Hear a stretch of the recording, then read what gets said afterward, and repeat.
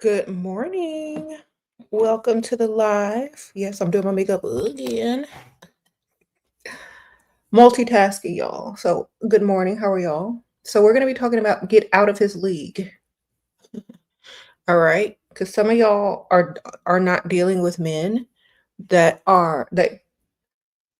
you're not dealing with the right type of man. You're dealing with men that are in your league or you're in their league. You need to be out of their league if you want what you want. If you want to get what you want out of them, you got to be out of their league. If you're out of their league, they're going to definitely try harder to impress you. If you're not out of their league, they're going to treat you like you're not out of their league. So get out of their league. Definitely providers only. Yeah. But if you're in their league, they're going to treat you like that. So every day, get up, make yourself look like you're way out of their league. That means look better. Look 10 times better, baby. That means if he can't, many others will line up to do whatever he can't do for you. Okay? Get out of his league. If you're in his league and you're trying to bargain with him and you're trying to compromise with him, you're going to lose. You get out of his league. And that's when they'll deal with you better. That's when you get what you want, when you're way out of their league, because they already know if he can't, another one will. A better one will, actually. Not another one, but a better one. That's why you know if you're out of their league, they're going to do the most to try to keep you and try to impress you and try to make you happy, because it's going to be hard to replace you because you're out of their league. Okay? You're out of their league, they're going to listen more. They're going to do more because you're actually what they want, because most men want what they can't have, can't afford, can't maintain. So therefore, you got to get out of their league for them to want to do more for you. Okay? All right.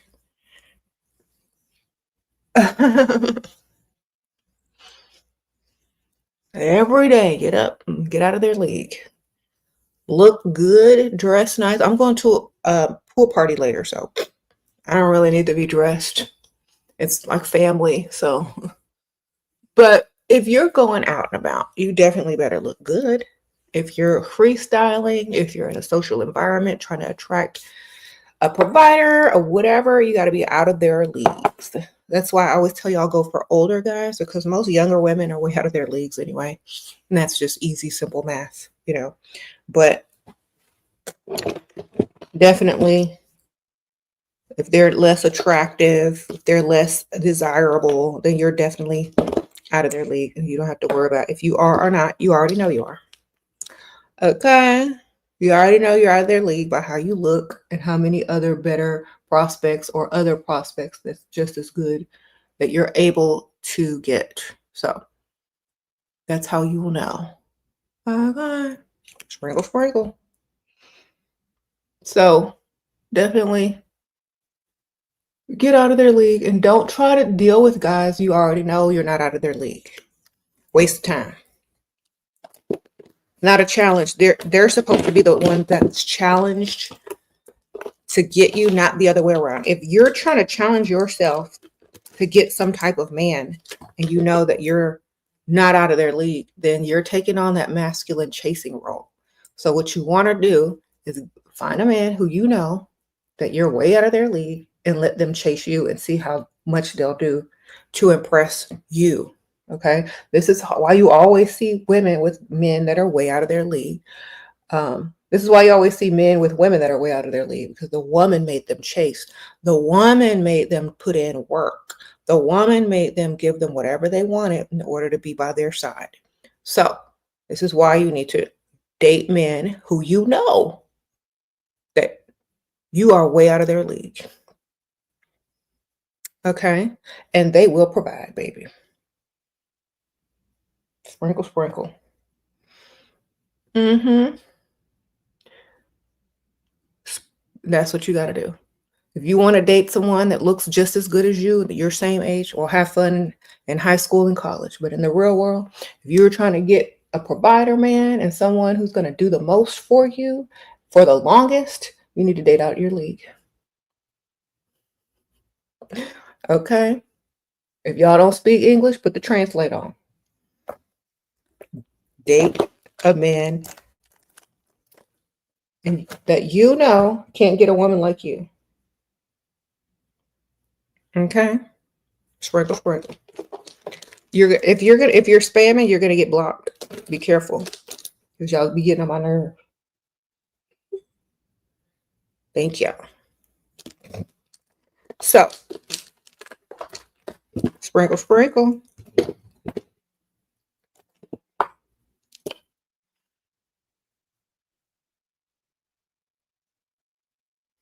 Anyway, definitely get up in the morning, do your hair, do your makeup, get your outfit together. Even if you're going on a casual day like I am, still do it. It makes a world of difference on how you're treated and what types of men are, are going to notice you and want to do things for you.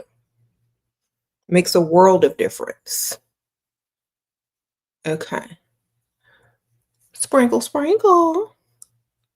I got up this morning and I was like, should I go live? Yeah, I think they need to hear this message. Okay. And the funny thing is when you're dating a man and you know you're out of their league, there is no emotional turmoil or arguments.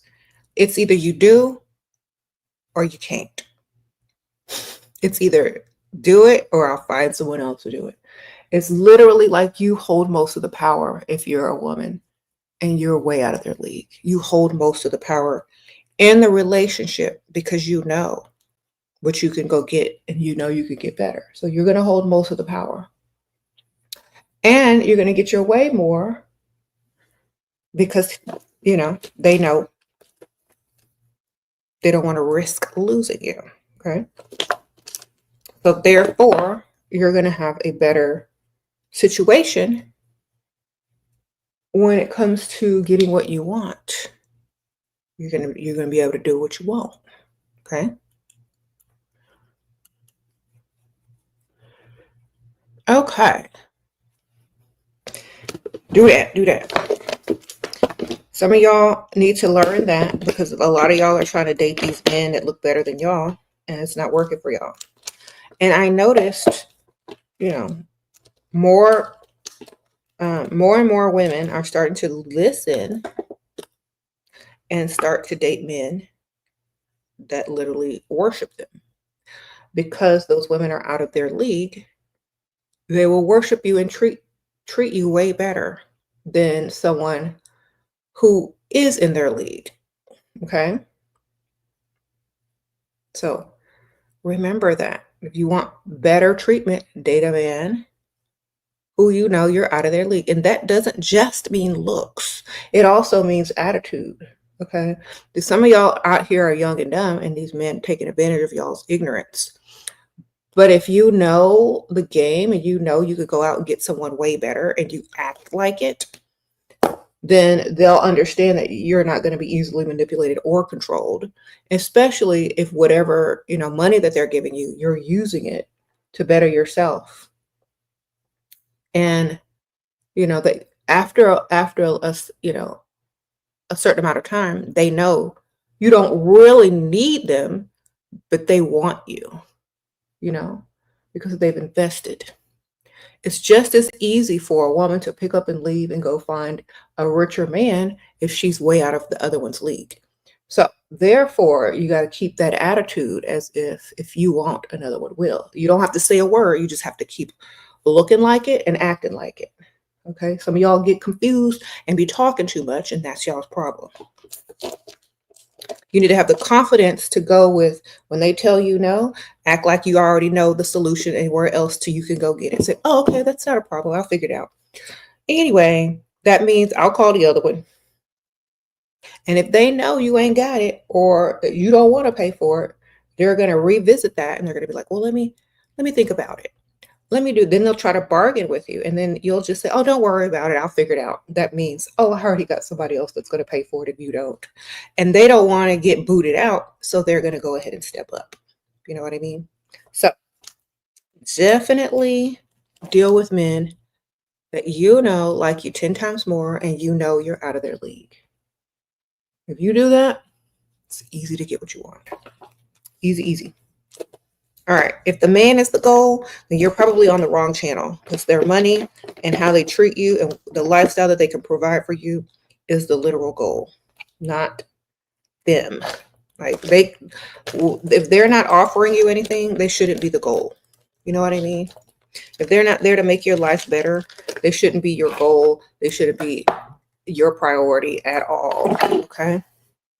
That's why I really don't like answering questions about dust. Like, if they're not bettering your life, kick them out of there. If that man ain't bettering you, then he don't need to be there, man. That's just the answer. Y'all know the answer to the question. If he's not bettering you and he doesn't plan on bettering you, then you're wasting your time with that person, and you know it. Okay? Sprinkle, sprinkle. Don't waste your time with men that don't, want to improve your life or make you happier or make it better. You make yourself happy, but their funds will definitely help you free yourself and free your time and allow you to do more. Yes, you can get your own money. Yes, you can have your own everything. But if you're going to be with a grown, able-bodied man, make sure they're doing something in addition. Because if you're being distracted by a man, they need to be also giving you, things, providing for you and all those things while you're with them. Sprinkle, sprinkle. Okay. You said if he's not helping you, he's hurting you. Wasting your time too. All right. Okay. How do you get money from a younger boy? Go ask his daddy.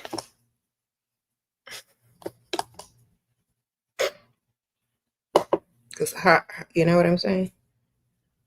If he wants to give it to you, he will. Young guys really don't have to do that because they got just as many options as you do, man. All they have to do is flash it around and you'll be attracted just to that. That's why I say go for a man who you know you're way out of their league. And if that young man is ugly, walking with a limp, looking like Quasimodo, you can get something out of him because he's used to paying. All right. Wonderful. If he's ugly, he'll probably pay. He's asking for what you want. If he's not ugly, you can ask, but I don't know. Sprinkle, sprinkle.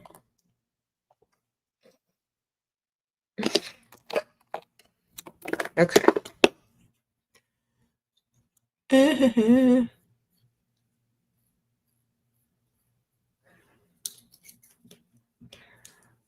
Welcome, y'all. Welcome. So I'm just doing my makeup, doing my eyebrows. I see all your comments. Thanks for the comments. So, definitely understand to get out of his league.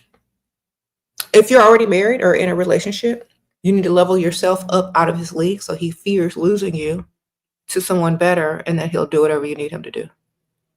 Okay? For those married ladies or ladies in long-term relationships. Okay, you're 20. What could be considered older for you? 47. Yeah, that's older. Sprinkle, sprinkle. The closer you are to 50, is probably the more money you're going to get as a 20-year-old. The older they are, the more money they have. Hopefully, if they have done something with their lives. And that's the perfect age because they're hitting their midlife crisis and they want to feel young again. So when a man almost turns 50, between the ages of like 46 and 55, they're in their midlife crisis and you can get the most out of them. Okay. Sprinkle, sprinkle.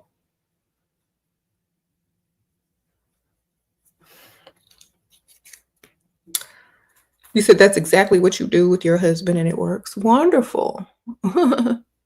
Yeah, you gotta make sure you get the right age range for the right type of money you're trying to get. Because men are stupid. When they get to a certain age, they think, look, I'm getting ready to be half a century old, and I haven't done this, and that, and I'm not with the type of woman I really want, but let me risk it all and go get someone that, out of my league. That's what they do. They risk it all once they get to a certain age because they know once their stuff stops working, there is no way to impress a woman if they don't have money and their stuff ain't working. So they have to go in and get in and grab one so that, that's it. So they can feel young and vibrant again instead of like they're, on their way to the nursing home. Okay. A lot of men will rush before they turn 50 to go find something. So I'm telling you, that's the perfect age. 45 through 55 is where you're going to get the most if you're in your 20s, or early 30s. You're going to get the most out of those guys. Because, if you're smart, if you dumb, you're not going to ask them for nothing. But if you smart, they're going to pay you. You're going to pay for their illusion of being young again. Okay. They're going to pay for the illusion. So, yep.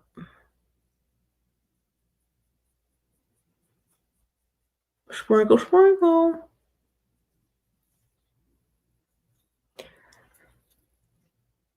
Anyway. Okay, you switched your mind, only find older men attractive. Okay, ma'am. That's me.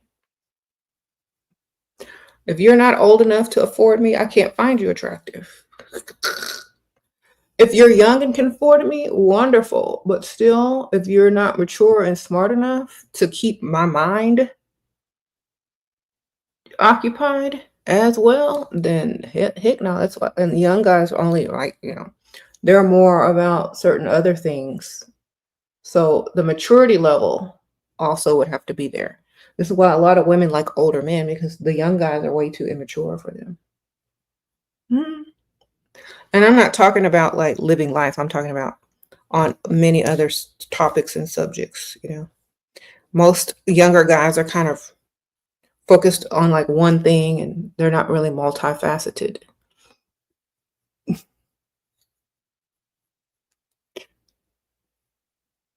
Sprinkle, sprinkle. All right.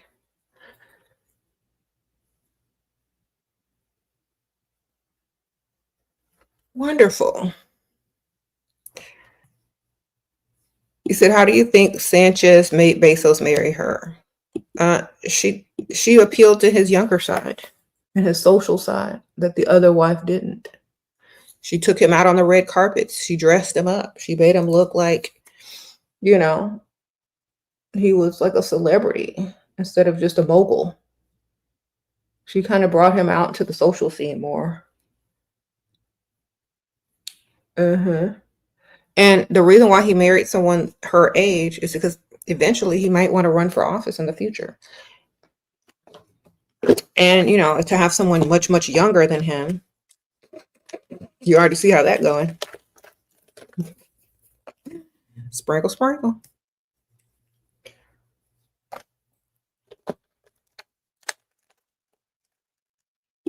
What was your story that started it all for you with men, how they are?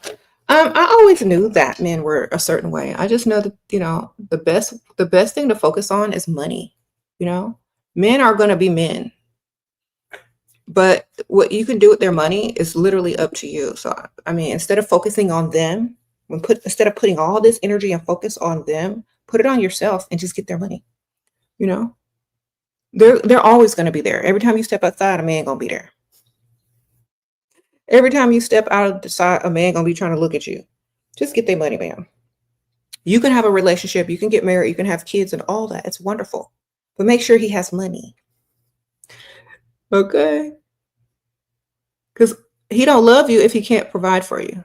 He don't love you if he got you clocked in 9 months pregnant. Because some of y'all women don't know what love is. Y'all think it's holding hands and kissing and saying, I love you and I'll do anything for you except get more money so you don't have to work. That's what y'all think love is. I don't understand that.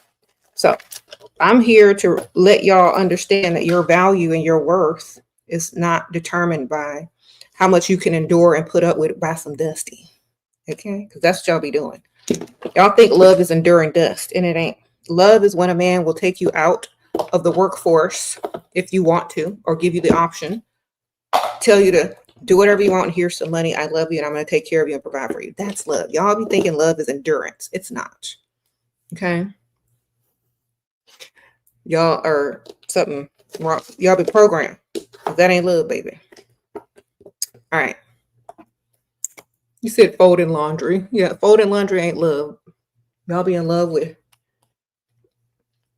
endurance and doing the most to get the least. So, it's common sense, literally. If you think of relationships like you think of business, you'll never give more again. You'll always get your worth or you'll get more. Okay? Sprinkle, sprinkle. That's what I say. Get out of this league and you can get more. And if it ain't from him, it'll be from whoever else. Because you aren't in that person's league, obviously you can get better. And so you feel like you have to overgive. That's because you don't know your worth. You know, let me tell y'all something. And this is not a jab, but have you ever noticed that poor people give the most? I'm gonna tell y'all. And I'm not saying you're poor. I'm saying you don't have enough self-esteem or self-value. That's why you give more, to overcompensate for yourself not being enough in your own mind. Okay. So poor people always gift you and try to give you the most because they're overcompensating for their lack. Women with low self-esteem and low self-value always overgive. Okay. Because they don't know their worth. And they want to overcompensate and show that person, oh, I'm so this and I'm so that, I can do so much. Because really, you feel like you have to overdo in order to keep a man's attention when he's supposed to be working for your attention. So when you overdo, it's an indication of your self-esteem level being low. Okay? So be careful. And people can see that and clock that. When you do too much, your self-esteem is low. You don't know your value. You're overgiving. You're underpricing yourself. You know, it's like going to the store and you see like some very nice jewelry and it's underpriced. You're not even sure it's real. You don't even want to chance it. When you underprice yourself, when you do too much, people don't even know your value. People don't see your value. You could be selling an expensive diamond ring for $10 and people will all say it's fake. And it's not real and it's not worth it, even if it is, because you're underpricing it. Put the value where it's supposed to be. And that's when people will start appreciating you. Okay, you live in Texas. Where does one go to find these men? To the rich side of town. Go to Google, type in richest zip code, and then type in the city you live in and go to those zip codes and hang out during the daytime. Go do rich activities, join gyms, go to golf clubs, join a country club, go walk your dog in a dog park in a rich area of town, go sit at a nice restaurant bar during happy hour on the rich side of town. Go where the money is. That's where they're at, where their money will take them. They're not on the broke side of town. They're not sitting over there waiting to get off work to go out. They can literally go out whenever they want because they have money and they probably don't work in an office 9 to 5. They probably call the shots somewhere or they probably work remote or something like that. But you need to get out and use the internet to research the richest zip codes in your area. And that's where you need to be. Find shopping centers, restaurants, gyms, and all that kind of stuff in those zip codes. Okay? And that's where you go. Because, you know, where you're going to find the money, where the money is. How do you make sure a woman understands that you spend on her because you want to and you can not because she is outsmarting you. A woman has to outsmart a man because she does not think that men want to give out of the kindness of their heart. If you lead with kindness and you tell her from the start that you are a provider man and that whatever she needs, she can get, if you tell her that from the start, she doesn't got to trick you. Women don't feel like men give out of the kindness of their heart. They feel like y'all want something in return all the time. So therefore, in order to protect themselves, they have to outsmart you and trick you because they don't feel that you're kind enough as a human being just to give out of the kindness of your heart, because you always want something in return. So if you don't want her to think you're outsmarting her, tell her from the start, look, I got you. I'll give you whatever you need, whatever you want. All you have to do is ask. Then you don't have to play no games. All right. Most women have to outsmart men or do this or do that because they don't feel like y'all give out of the kindness of your heart. So they have to change your ways, and women will also understand that they don't have to do that anymore. If you are just straight up telling her, look, I'm going to provide for you. I'm going to give you whatever you need. Here's a credit card with your name on it. This is how much is on the credit card. I love you. Have a great day. Enjoy your day and at the spa. And I'll see you when you get home, and I'll have reservations made or whatever, okay? If women aren't treated like that, they're going to have to trick men in order to get what they want without having to do tit for tat, okay? It's just what it is. And when a man gives out of the kindness of his heart, the woman wants to reciprocate on her own time. Okay, but if she continuously has to trick you, lie to you, and all this kind of stuff, it's going to be a game to her because you're not giving out of the kindness of your heart. So she's not going to fall in love with you faster if she has to keep tricking you. The faster, if you want a woman to fall in love with you faster or to grow in love with you faster, she has to trust you fully and feel safe with you. But if she constantly has to lie and trick you and play tit for tat in order to get the bare minimum or for you to be a provider man, she's never going to let her guard down or as fast as someone who trusts that you're going to be a financial provider and someone that, she can count on. So you got to just do the right thing, honestly. Okay. You're an intern and your boss constantly flirts with you. Should I give it a chance? You're 20 and he's 50. I dress like a first lady. Give him a chance to pay them bills. Yes, ma'am. Go ahead and give him a chance to pay them bills. Come up with your sob story. If he comes in to rescue you financially, you win. Don't give in physically. Let him rescue you financially and make him give you whatever it is you need first and foremost. Don't be one of them dumb 20-year-olds. Well, he said he was going to do this and you haven't done it yet. Okay, because you didn't get the money first. Aunt Ethel, where are you? Where we need you? Come up, start looking sad at work, start crying. He asked what's wrong. Get the money. I don't even care if you need it or not. See what he gonna do. See, when a man invests money into you, whether you need it or not, it's going to show if he's a potential provider and that cares for you and wants you to feel safe financially. Okay, and when you do that, he then becomes more connected to you because he's invested in you and he's helped you and he saved you, and now he sees you as someone special, more special anyway than you were before he helped you. So make sure you get the money, make him invest in whatever first. Whatever you deem necessary, get his money first. When a man always follows his money. How do we divert flirty behavior? Already told him I would charge him $100 per inappropriate comment. He laughed and I said, I pay up, help. Well, every time he says an inappropriate comment, you need to ask him for something inappropriate. Like I saw, like if he says something really dirty, it's like, you know what? I saw this really cute Chanel purse and I really want it. Do you want to see what it looks like? Let me show you a pic. Like just keep changing the topic, change the subject to gifts and whatever you want. Don't be trying to charge him because that just makes him want to break those rules even more. Like you could try that. It may work with some men, but not all men. Some guys you need to totally change the attention. And also you need to tell them it's a turn off. Like, that's the worst. Like, that's such a turn off. You tell him it's a turn off, he'll stop, because that means he's giving you the ick. So now, that's such a turn off when a man has to talk inappropriately in front of a lady. Such a turn off. You have no tell him it's like it's a classless turn off.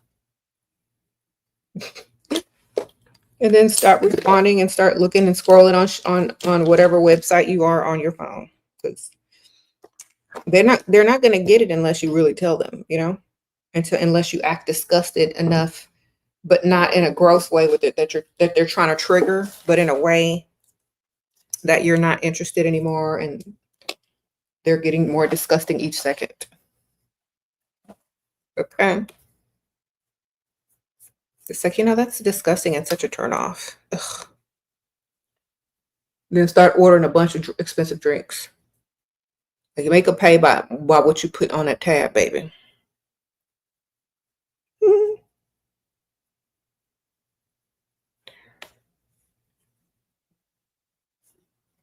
You said rich women don't go for ugly, broke men. Yeah, they go for men that look good enough to take their money, or good enough to cheat on them. Wonderful. Rich women get cheated on too, baby. And that's quite all right. If you got one, he got one. Y'all both have one on the side. Most marriages between rich men and rich women are not the same. Okay, because they both got their own stuff going on, and they really don't even need each other. Thank you, little Crypto Barbie Sprinkle. Yeah, everybody cheats, so go get you a cute one if you're rich. Y'all can cheat together. All right. Y'all was watching that show, I don't know what season I'm on, 5th season, where he's married to this rich lady. Like, it's literally, it's hilarious. Like, it's different in them type of relationships. Okay.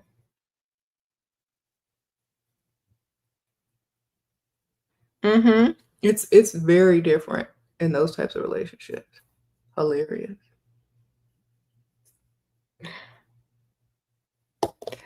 Okay.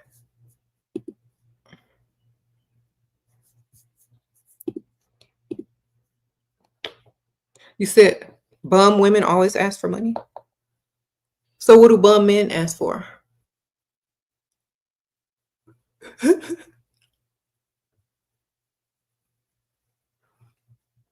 What do bum men with strong muscles and longer endurance and longer stamina to work, what do they ask for?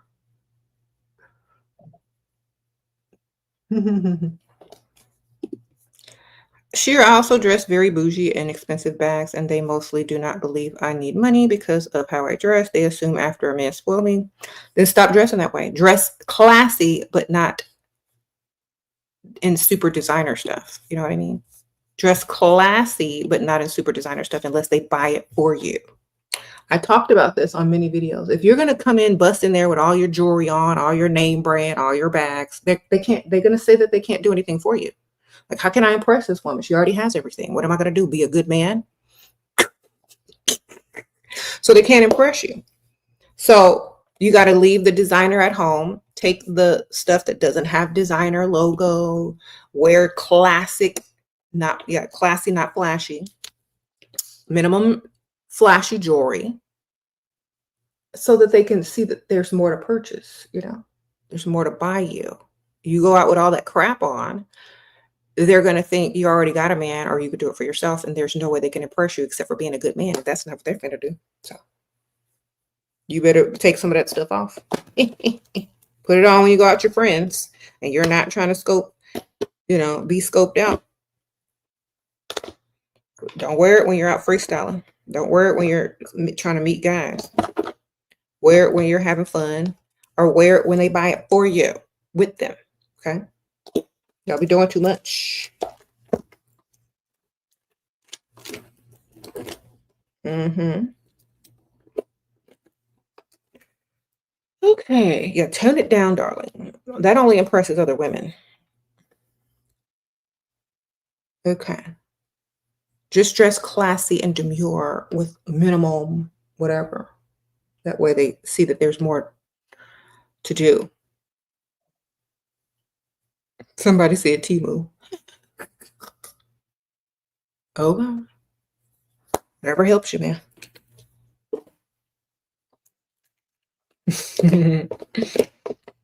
Y'all see a Timu for real. You say that's Miss Bum to you. Yeah. I don't know why men think women are bums when they ask for money. Men are providers. If you can't better our life, get out of our face. You know? You the bum sitting here begging for something for free.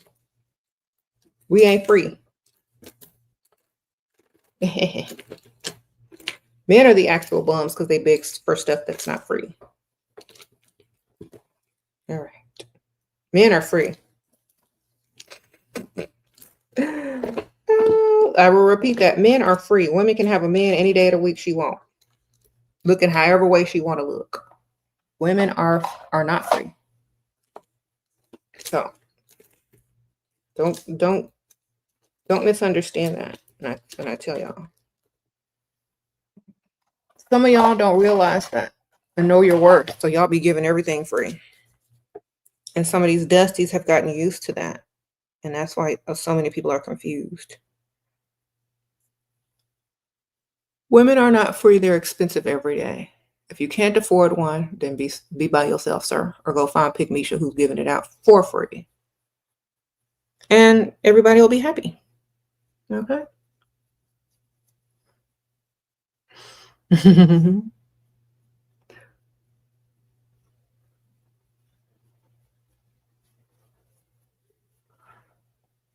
So you're all for sale? No, but why do y'all all want something for free? No one is for sale, but if you want something for free, what's the point? When you go to the store, do you ask for free stuff?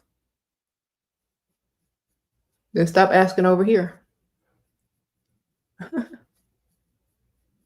You think women are just supposed to be free and give themselves to you freely? Or what's wrong with you? You think you're that attractive? And then when a woman does give you something for free and gets pregnant with your child, you get mad. Oh, she baby trapped me. Well, you wanted something for free. There you go, a free baby. So why don't y'all wrap y'all stuff up, go take it somewhere, and do something else with it.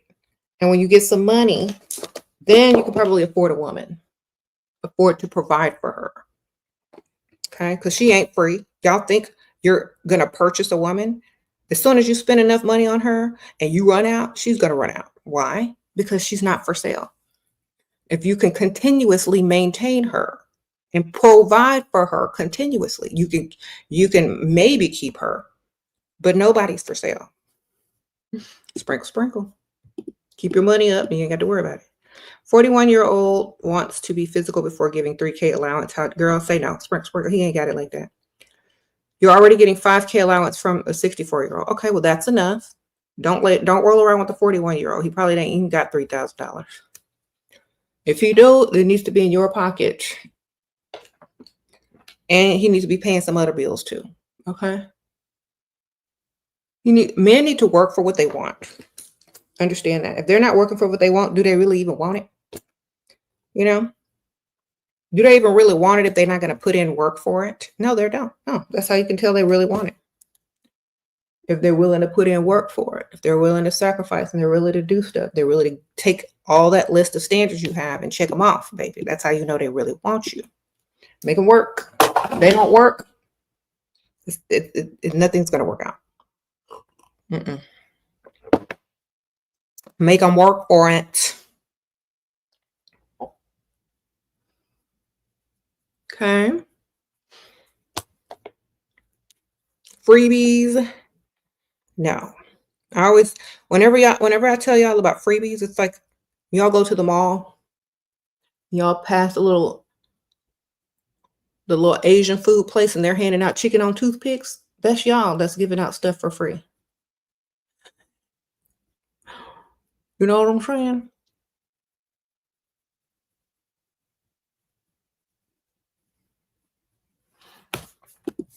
Dad's friend been trying to take you out for a year. Keep declining because of dad's friend. See me out and he bought me drinks and asked again, should I ask dad's friend for some money?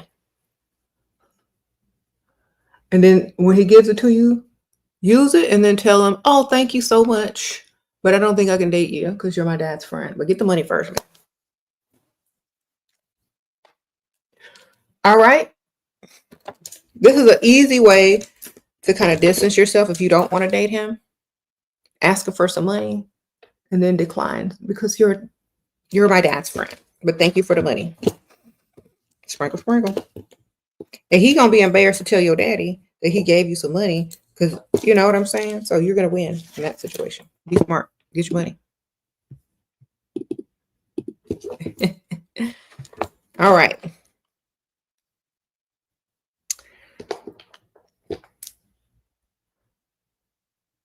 You said you couldn't do that to your dad? She's not gonna do that to her dad. She's gonna get this money and then decline.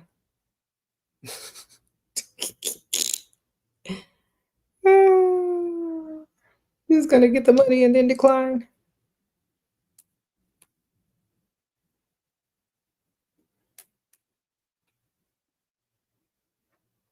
Mm-hmm.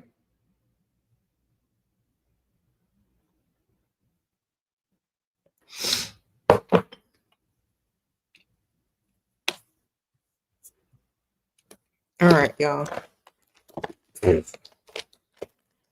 Y'all are silly in them comments, I promise you.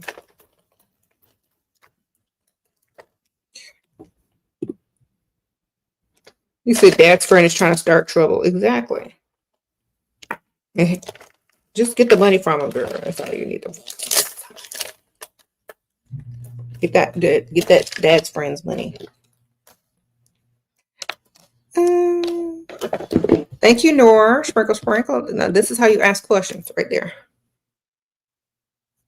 Thank you for the super chat. You just send a super chat with your question, and it has to be like there's certain ones that cost more. The more words you put, the more it costs, I think. I don't know. Thank you, Sprinkle, sprinkle.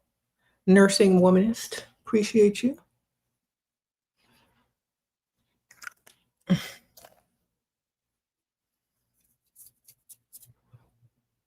Just always get what you need to get first. Exactly. Because these men are out to get what they want to get out of you. So you should be doing the same. And this is where the conflict comes in. If men were doing things out of the kindness of their heart and they truly wanted to be your provider and truly wanted to take care of you and truly wanted to make you feel safe financially, women wouldn't really have to play these games. But men are so busy trying to get something for free, trying to devalue women, trying to trick us. So, you know, that's why a lot of women are the way that they are. If men were just doing things out of the kindness of their heart because it was the gentlemanly thing to do, there would be less of this. But men haven't figured that out yet. You also won't date married men again. You are not to be hidden. That money ain't worth the shame of them trying to hide you. Okay, Charlie, sprinkle, sprinkle. Ma'am, if you had more than one, you wouldn't even know that they was trying to hide you. You would just come and collect your money and be out. But, you know, everyone has their morals and there's nothing wrong with that. Your focus was him, not his money. I understand. And next time, the focus should just be the money and you will never be hidden again because you ain't going to want to be seen. Because you're going to have another one. All right. Well, I tell you, I'll have two.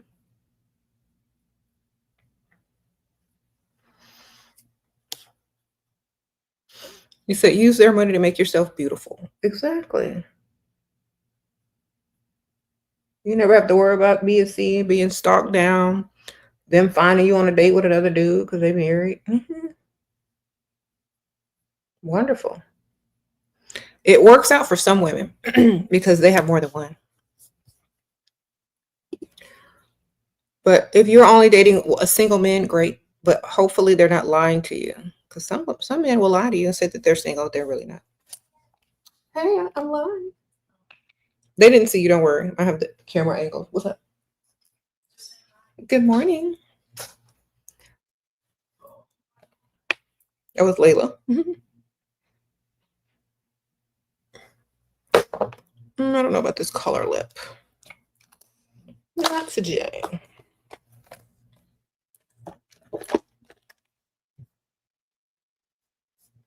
You said before you got married, you used boys like a ladder, right? Using boys' money to attract the next one. Okay, just Kairos. I know that's right. Because honestly, and it's not a fair world. So women can't play fair in this world to begin with. We just can't, because so many men expect women to be free and doing the most and taking the least, right? So, I mean, we can't really be that way. Thank you, Yoshi, for the super sticker. Sprinkle, sprinkle. If men want women to be soft, feminine, and demure and not playing games, they need to be gentlemen, which means they need to provide. They need to make sure that the woman feels safe, protected financially and physically. You know, if the woman doesn't feel safe within a man's presence, she's not going to take her guard down, and she's not going to take him seriously. She's just going to take his money. So, got to make sure, if you want a genuine relationship, that you have to be a gentleman first and foremost. If you can't do that out of the kindness of your heart, then why should women worry about your feelings? Okay, y'all have to think about that. Thoughts on TEA app? I don't even know what that is. Sprinkle, sprinkle. Sorry, y'all asking me about apps. I don't know what it is. I don't believe in dating apps. I don't believe in any of those types of apps. I believe people should meet in real life, because if you're available to just anybody with a phone or an app, you're not very valuable as a person now, are you? You're available to anybody on an app. If anybody can gain access to you, or the person that you're dealing with is giving off desperation. Okay. How get him to pay for teeth appointments? Ask him. If you're out of his league, he'll definitely say yes. If he likes you 10 times more, he'll definitely say yes. If he don't like you, he's going to tell you no. So I'm telling y'all, date out. Make sure you're out of his league. That way, most of the time, he's going to say yes. He gave you $5K and nothing happened. I asked him to do a test for STDs and he said no, and I left. Now he claims money back. Put lawyer on it. Should I give him this? No, never give it back. Just say that was a gift to help you with your business, and you changed your mind about, being in a relationship with him because he wouldn't take the precautions that were necessary. That's all. He's gonna spend more on a lawyer trying to get it back. Let him spend that money. And then tell him you already spent it. What are you gonna do? You gonna get it back in installments? $20 a week. No label relationships, but he pays for everything. Wonderful. Then you're free to date other men. Sprinkle, sprinkle. Be smart and do it. No one wants a label on them if they're not married. I mean, you're single till you're married anyway. So might as well go date other people if you want to. If you want to. Tell him to get a lawyer. He's gonna spend more money on a lawyer, girl. He's just trying to scare you. You can download stuff off of legal websites and email it to look like it's from a lawyer, right? Go tell him to get his lawyer and pay him. Hey, well, pay your lawyer to get this money back. I'm sure it's going to cost you way more.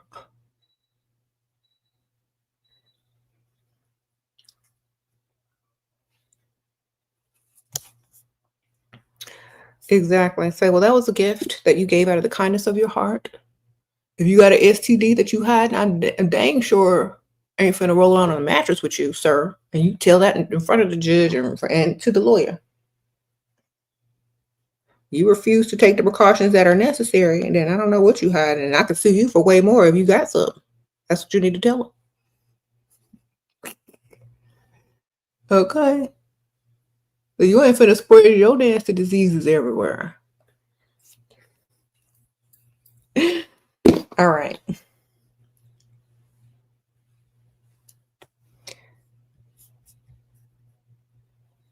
That's hilarious. He said you can gift up to 19K without being taxed. Thank you, ma'am.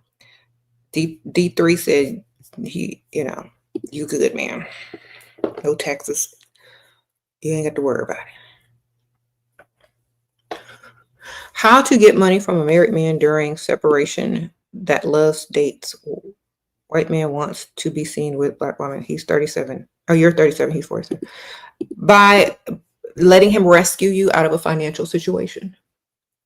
Okay. If he wants to be seen out in public, then you got to put an obstacle in the way of that. So he has to pay for whatever it is that you need in order for you to get out in public with them.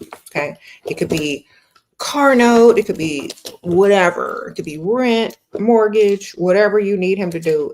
It's standing in the way of you being able to be free and going out. So he's going to remove the obstacle with whatever he can financially for you.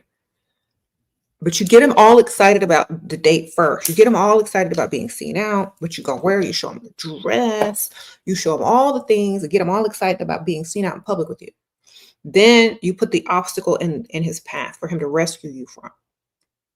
Yeah, it is a midlife crisis. So she needs to work it. And lie and say you brag to all your friends about him and, this, and that.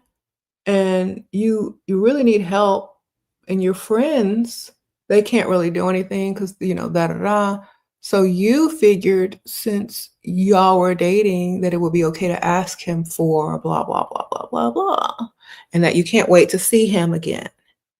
Get the money first before you go out on the date. Get the fake problem solved first. Get the crisis solved first. Put the crisis as the obstacle that they have to remove in order to go out with you. You see? If y'all don't do that, y'all are working backwards. You ended things with a guy you were seeing. He had a girlfriend and was low-key spending, but we were intimate. Should I have waited to see if he'd invest more? Yes. The more you wait, the more they spend, baby. Y'all haven't learned that by now? The longer you wait, the more money you get. The longer you wait, the more they spend. Okay? They already got what they wanted. They already got a girlfriend. So now what, darling? Sprinkle, sprinkle. You gotta make them earn it. You gotta put in and invest a lot. You can't keep a man by rolling around with him. You can keep him by making him invest money, though. Sprinkle, sprinkle. Now, I'm going to repeat that. You can't keep no man by rolling around on a mattress with him. But you sure can keep him by spending his money. And promising him things that he's working hard to get. That's how you keep him coming back. Same way your job keep you coming back. You do the work first, and then they pay you. Okay. But you already know that they're going to pay. But you don't know that man is going to give you more, anything. You know what I'm saying? Why? Y'all ever been to a ghetto restaurant where you got to pay first when they take the order? Or right after you take the order, before they put the order in, you got to pay. I'm not talking about fast food. I'm talking about the restaurant. You sit down, they give you a little menu.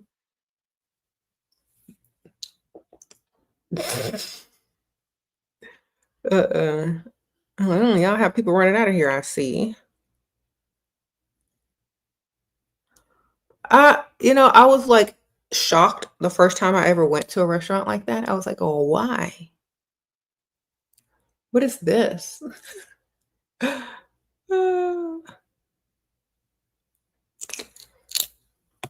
If he's not paying, he's not staying. That's right, Kaya. You can't stay. You can't pay. Goodbye.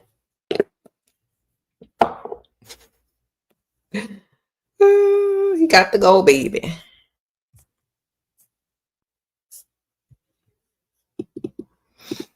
So, where's my setting spray?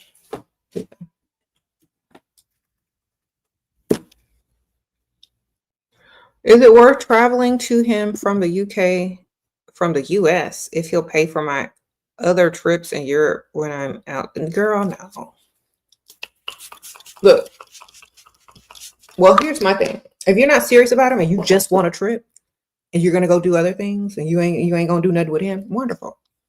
Get your money and then on to the next location. But to me, I think flying out to a man, I mean, if you're young and you don't really care and all that kind of stuff, that's not husband, that's not long-term man. You're just trying to get tickets elsewhere. You know, that's exactly what he's for. If you're not emotionally invested in that relationship and you're literally just flying out to get more tickets elsewhere because your goal is travel and not that man, do whatever you want to do, man. But if hopefully your goal isn't a relationship with him, because that's definitely not how they start. Okay, that's like DoorDash. He's DoorDashing himself out some American food, some American cuisine. So I hope that you are using your mind and your brain to get the most out of that, because I don't think he is, gonna do the most, and there's no guarantee he's gonna do those things when you get there either. So just understand that. If it were me, I'm getting the tickets before I get on the plane to all the other destinations. Sprinkle. You have third date with alleged millionaire. You feel like he wants to be intimate, but does not spend $1 yet outside of dates. What to do? Have the obstacle in the path. Come up with the scenario of what you need. If he can't deliver, he don't like you, and he's never planned to spend on you anyway. Okay. Obstacle. Put the obstacle in his path for him to remove financially. He don't deserve nothing, even if he's a millionaire. If he ain't spending on you, what's the point? So tell him, I need this, I need that, Aunt Ethel this, Aunt Ethel that, I need help, please. Don't beg, but just be like, you know what, I really in a situation, I can't really think about being in a relationship right now until I get these credit cards paid off, I get this and I get that done, until Aunt Ethel is safe, or whatever you need to tell him for him to remove that obstacle financially. That's what you need to tell him. If he can't remove it, he don't deserve you. He's not going to take you seriously anyway. All he want to do is roll around on the mattress with you, and that's it. He thinks you're free. Have him remove the obstacle financially. If he can't, he don't deserve it. Okay. He's a millionaire. He's a self-starter. He's supposed to be able to do things. So let him prove himself to you. Okay. Just because they're rich doesn't mean that you're going to have money in your pocket. Make sure you get money out of them. Otherwise, it doesn't matter if they're rich. You got to get money out of them. They can be rich and stingy. Exactly. If you're not there for his money, he thinks you're there for him. Okay, don't let him get confused. That's why I say get out of his league, so he knows why you're there. Women who are out of men's leagues, all the men already know that they're there for money. You ain't even got to explain yourself. Your sugar daddy is sending money to another chick. Should I care? As long as you're getting your money, who cares? That's not your boyfriend. That ain't your husband. That's your sugar daddy. Treat him like a sugar daddy and go get you 1 or 2 of them. So, Shira, just to clarify, do not beg, make a complaint, and allow them to offer. Do I even just flat out ask? If they like you times 10, just ask, because they'll say yes. If you're way out of their league and they like you way more, they'll say yes. If not, then yes, you got to put an obstacle in their path for them to solve if they want to get to the prize. Okay. And they may not even get to the prize. The prize might not even be guaranteed.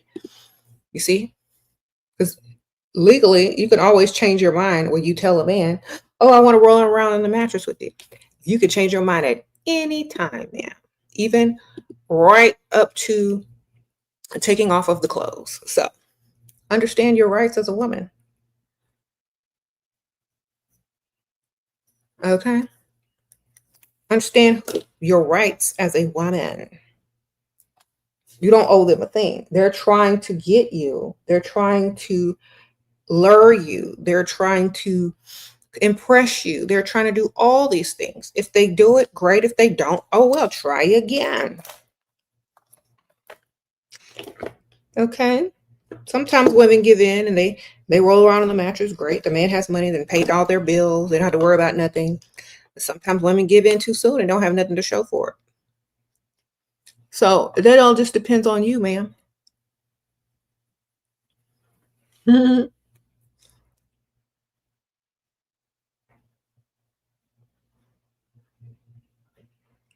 Huh. You said rich men are for rich women. That's not true in America. That might be true in other countries, but not in America. What with 500 should you invest into yourself and get more with these men? Save it, ma'am. Keep saving your money. You can save most of it and then invest the rest in yourself. Save about 300 and then spend 200 on yourself to level up. And because that's not enough to really invest in anything major. So just start your savings so that you can grow enough money to invest in something for real. Okay, Virgo goddess, sprinkle, sprinkle. You're 26 and you have a date with a 67-year-old general counsel attorney. What advice do you have for me going into this date? The goal is to make him my sugar daddy. Okay, on F, start talking about stuff you need for him to remove out of your way financially. First date. Okay, sprinkle, sprinkle. The faster you start, the faster he's going to help you because he's trying to impress you. He's 67 years old. He ain't got much time left. He got money. So start talking about stuff like if you're texting him or calling him, start mentioning like little things like my car made a funny noise, or my gas, some light in your car been on forever. I don't know. Just start dropping little hints and clues. Aunt Ethel just called. She's not doing too well. Like, just start dropping hints and clues before the date gets here, okay? And then on the date, he'll be like, hi, how was your day? Da, da, da. Oh, well, remember when I told you about this noise? Or remember when I told you about Aunt Ethel? Oh my gosh, this, and that. I'm just so devastated. Da, da, da, da. Yeah. So paint the picture before he even gets to the date so that it's not like unexpected. And keep asking him for stuff and act impressed for whatever he says. Okay. You're so right. You're so smart. I can't believe I didn't know that myself. Wow. I'm so glad I met you. We have a lot in common. Just keep lying. So y'all have a lot in common. You're so glad you met him. He's so smart. What would you do without him? You know, the whole routine. Men like to feel powerful and needed and helpful. So make sure he feels that. Ask for what you need, baby. Mention what you need. See if he'll get the obstacle out of your way. Look stressed. Okay. Second date looks cheap. First one was pricey. End things with him off or suggest somewhere nicer and how. And yeah, suggest somewhere nicer. Say, oh, you couldn't get into such and such. Oh, I really just tell him you heard somebody got food poisoning at that restaurant, wherever he's trying to take you to. It's like, you know what? My friend ate there last week and she got food poisoning. I ain't gonna go out. That's all you got to do. You don't like the restaurant. Your friend got food poisoning there last week. Okay. Sprinkle, sprinkle. You became too nonchalant and do not want to date these men. Now they all beg me and chase me. Do they sense it? And why do they become obsessed when you try to avoid them? Farmer pick me. They become obsessed because you become a challenge and you become the prize again. When you don't want them and you're way out of their league and you want nothing to do with them, they love the chase. So now I've been telling y'all that. They don't like easy women. That's pick me shoe. They like women that are out of their league, that they can't afford, that they can't have, or that are a challenge and that make them work for them. Okay? Because anybody can get an old pick me shoe. That's not a challenge. You just tell her she's pretty and then lie to her face and she'll sit there and believe it because she's desperate for any type of man. Uh-huh. How do you detach from a man you was intimate with but never dated? Okay. Did you get any money out of him? If not, move on to the next man. You don't have to detach, you just need to move on. Usually moving on means you are detaching. Just move on. Move on. Move on. You always want what you can't have. You didn't date him, so that's why you want him. If you had dated him, you'd probably be done with him. Just think of it like that. Same thing as that other lady asked. When you want someone, because you can't have them, Just think about it. They dated you and disappointed you and you were done. That's all. They probably aren't the best at relationships. That's why they probably didn't get into one. Okay. They ain't got no money. If they weren't spending no money, just pretend the relationship did not work out and just move on and go get you another one, or just move on and do something else, man. There's no sense of sitting there being attached to somebody that didn't want you, still don't want you, and didn't want a relationship with you. Because men will sleep with anything. It don't matter if you're in a relationship, gay, straight, human, alive or dead. All right. How to not look like a pick-me-shit if you go back to the guy you ended things with. You're way out of his league. Should I cut the access re-entry fee? Yeah, always a re-entry fee, ma'am. If you go back to him and he hasn't upgraded you in some way, you know, then you're the dumb one. Yes, always get more for going back. If you go back, where's your new jewelry? Where's your upgrade on your vehicle? Where's your large lump sum in your bank account? Like, don't go back for free, ma'am. That makes you look like a pick-me-shit. Because why leave in the first place? And he's going to play games with you again because he know you're going to come right back.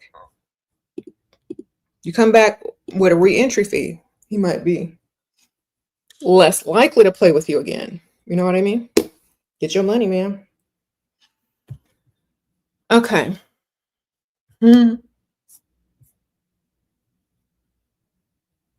Sprinkle, sprinkle. You can't get your money, then what are you even doing there?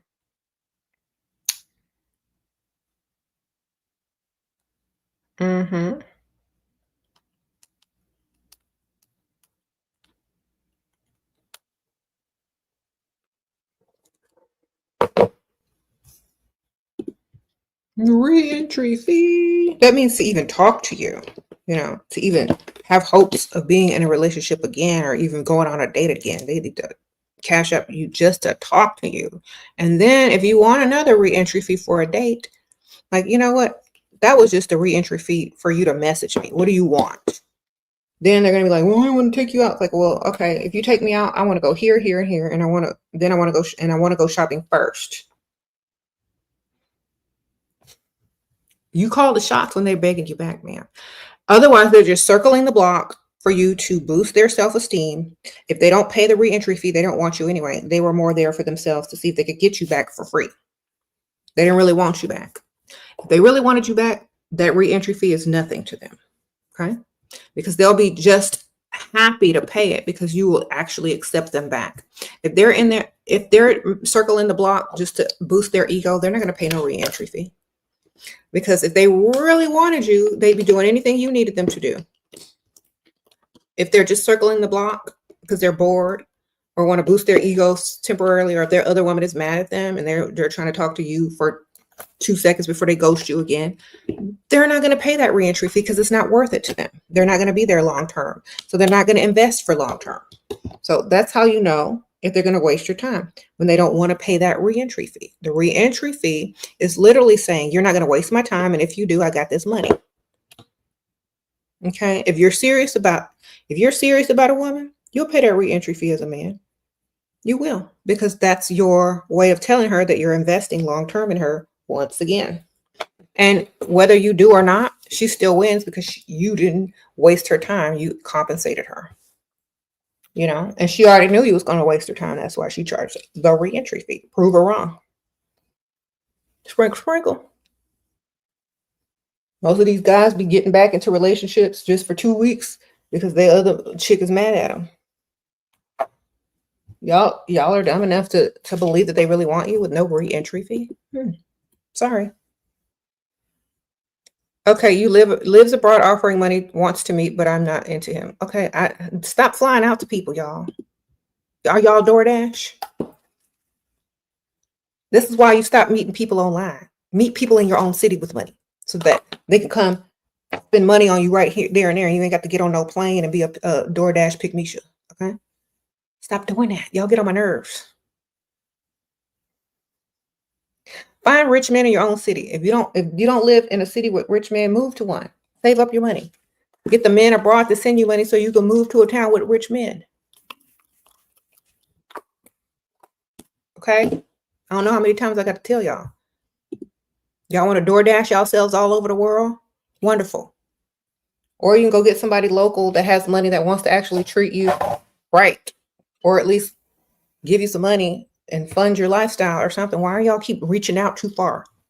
Get offline and go get in the real world. Go to the rich side of town. You willing to get on a plane and fly halfway across the world to some man that's DoorDash? Why can't you get up and put some clothes on and go to the rich side of town and meet somebody that you're going to be able to see more often, who's going to give you way more money over however long a period of time?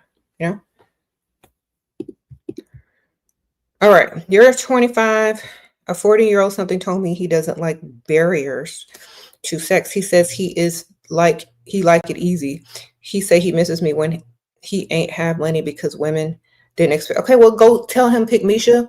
Go tell him where to find Pick Misha, baby. So you know what? I got the perfect place for you to find a woman. Go to Walmart, look for the bonnets and the house slippers, and look for the pajamas. They're gonna be walking around the aisle with a grocery cart full of food, and she'll probably cook for you too. Sprinkle, sprinkle. Tell them that. Go send them back to Pick Misha. Why do men want everything free? Do they not care what makes men care? When you don't give nothing free, baby. When you don't give nothing free, they ain't gonna want nothing for free because they're gonna know better than to ask for anything free because you're gonna be way out of their league. Sprinkle, sprinkle. When a man asks you for something free, you're not out of his league. Especially if he gets mad about it. So you need to go back to the drawing board and level up some more. When they ask you for something free, you got to keep leveling up. That means you're not out of their league. Get out of their league, and then they'll be happy to pay. Okay? They'll be offering you stuff. So they think they can get something free because they think you want them. When you do it, then they know you don't want them. That's when they gonna bust out that wallet, man. They know you don't want them. The only thing they got is their money that they gonna use it to get what they want. They know you don't want them. The only thing they can do is pull that wallet. Okay? Sprinkle, sprinkle.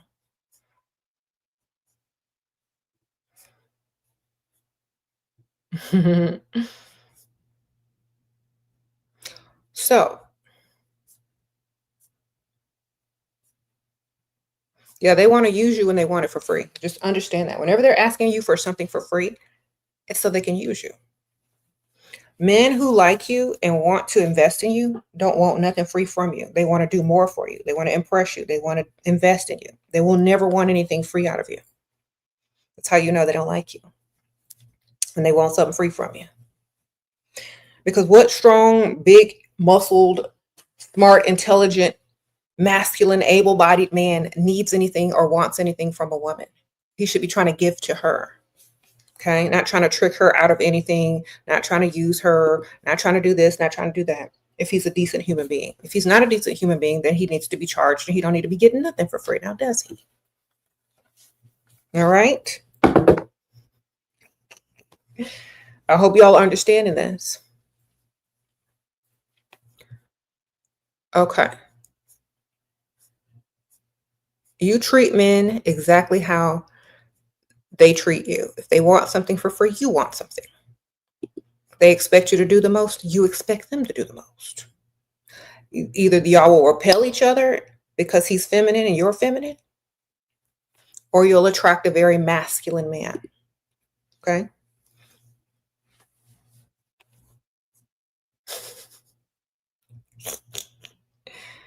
Sprinkle, sprinkle.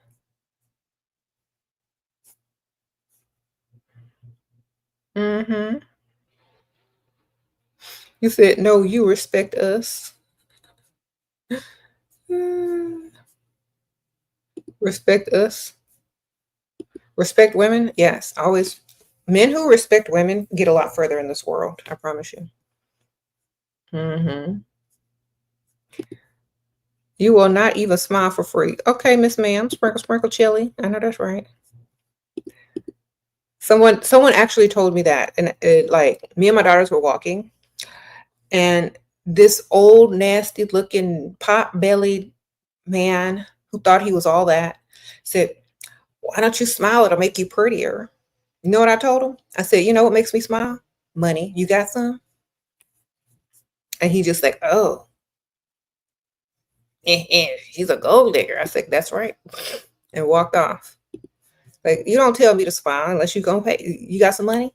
I don't smile at ugly, gross, old, nasty looking pot belly people for giving me a compliment. I already know I look good. I know I look good when I smile. If you want me to smile, pull out some money. There you go. You said men need to mind their business. Exactly. That's not a compliment, man, when you tell a woman to smile. You want her to smile, bust out some money. She's going to smile automatically. You ain't got to even open your mouth. Okay? Look, you want a woman to smile? You ain't got to say, you should smile more. No, pull out some money and give it to her. Watch what happens. All right? I swear this provider has been paying all my bills. I have monthly allowance, but has been physical with me. Every time he mess up, he gives me money and luxury. Okay, you mean he's abusive towards you? And every time he mess up, he give you money and luxury? Okay, well, every time he abuses you, make sure you make a document of it. Pay like take pictures, document it, get evidence, and then like turn it in to the authorities. Sprinkle, sprinkle. I mean, there's no point of staying with an abusive man. And you need to tell him that what you're doing. You need to tell him, look, every time you abuse me, I'm keeping record of it. So you know. And every time you buy me something as a gift, I'm keeping record of that too. And you know what else? That's not the way. If you can't control your emotions and your angers and you're having mood swings, you need to go get some testosterone shots to get yourself back together. And you need to go see somebody about it, because I am not the one. If you tell them, if you put your hands on me again, you're gonna be paying them lawyers' fees. Sprinkle. All you gotta do is threaten them. And then tell them you told somebody else. Like, you know what? And tell them your family knows. Men who do that, they get real embarrassed when you tell somebody else. They're not seen the same from the outside. So even if you have or haven't, just lie to them. It's like, you know what? I told this person what you did. I'm keeping record. Touch me again, you're gonna be paying them lawyer fees instead of these luxury fees. Just threaten them. All you gotta do is threaten them. Sprinkle. If he do it again, you know what to do.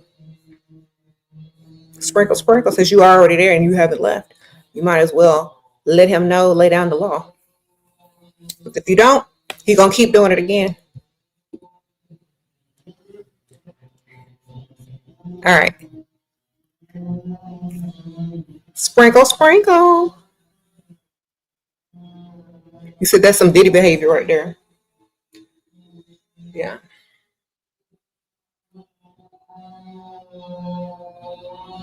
He invited you to his family camping vacation. Should you go? Did he pay your bills before you left for vacation, man?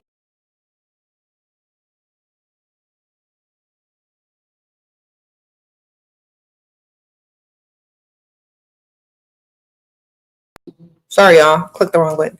Is he compensating you? Oh, they're cutting down a tree outside. Sorry. They're cutting down. They're cutting down a tree. Sorry, y'all. That's a chainsaw. Y'all hear? Yeah. Okay. I don't know why they cutting it down. It was still alive. Sprinkle.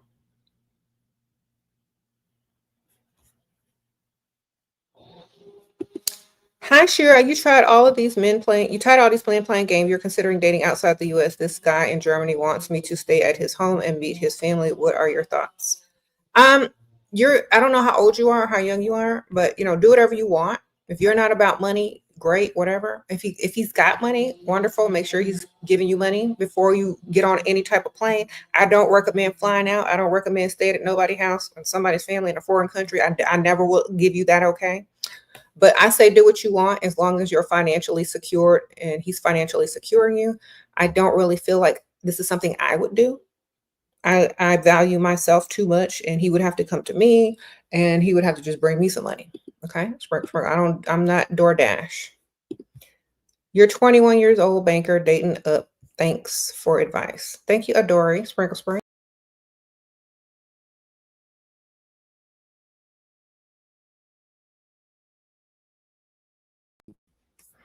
All right. So I'm never getting on a plane to fly to see no man, period. They got to come see me. They like you 10 times more, they're going to come see you. All right. If you're DoorDash, they're going to treat you like DoorDash. Quick and disposable, easy to get. Make them come to you, ma'am. I promise you it'll be a lot better. Think about this. If he puts in all the energy and effort to come over to you, secure a place over there or wherever you are, he really likes you. And plus, he got some money if he could do that. Okay. If you're desperate for a man and his attention and to live with some random man in a different country, then wonderful. Go ahead and go. But I would never do that. Men are the same all around the world. You're going to learn that.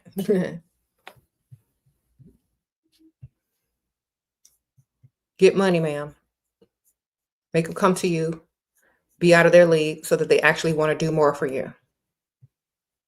Okay, you're 21-year-old banker dating up. Thanks for advice. Okay, Adora, I think I saw that already. Thank you. Okay.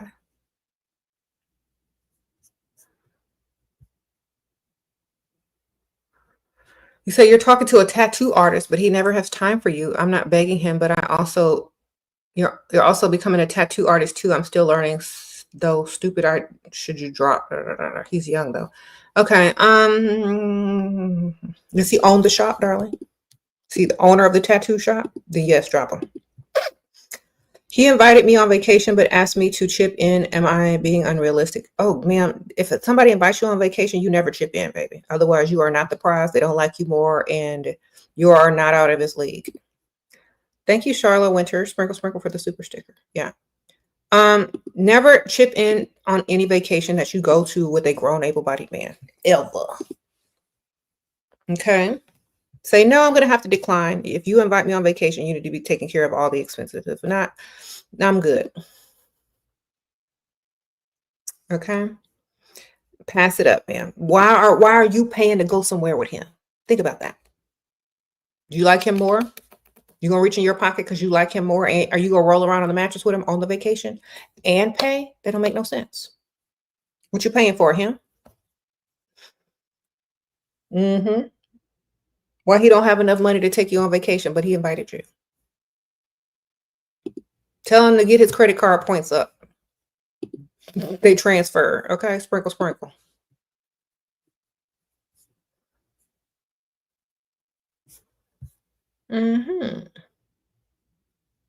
You know what I would do if I were you? If you just want to be real petty, you should say, okay, and pay some of the trip and then invite a whole nother person and get a whole nother hotel, a whole nother room or whatever.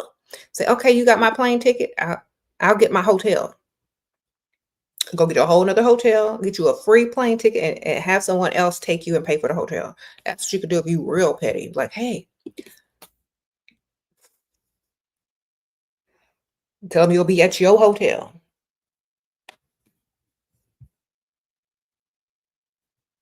Because if he's willing to pay for your plane ticket and you go into a destination with a whole nother person that's going to pay for everything, that could be real petty. But if you're paying to go on a trip with a grown able-bodied man and you go roll around with him, no, ma'am.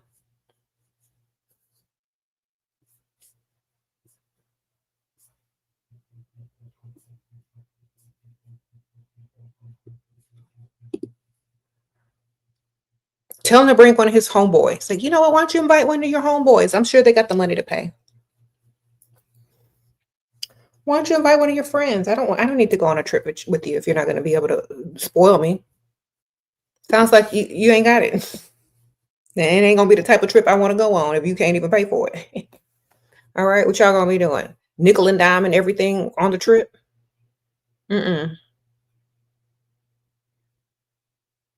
It's not even fun to travel when you broke. It ain't even fun to travel if you have to pay. You know? Especially with a man. If you're traveling with a man, it's not even fun if you got to pay. What you going to, like, you're not even going to feel like it's worth the trip because he's going to be asking you to pay for everything the whole time. That's not a vacation. You could have stayed home and had drinks and walked around a hotel. You know what I mean? Like, what? No. Say, I'm used to a man paying for the entire trip. Please don't invite me anywhere else unless you're able to do that. Thank you. Goodbye. Exactly. Shy blending, exactly. Sprinkle, sprinkle. Anyway, y'all done got me worked up because, like, you know what? If you can pay for your own trip, then why do they need you, sir? All right.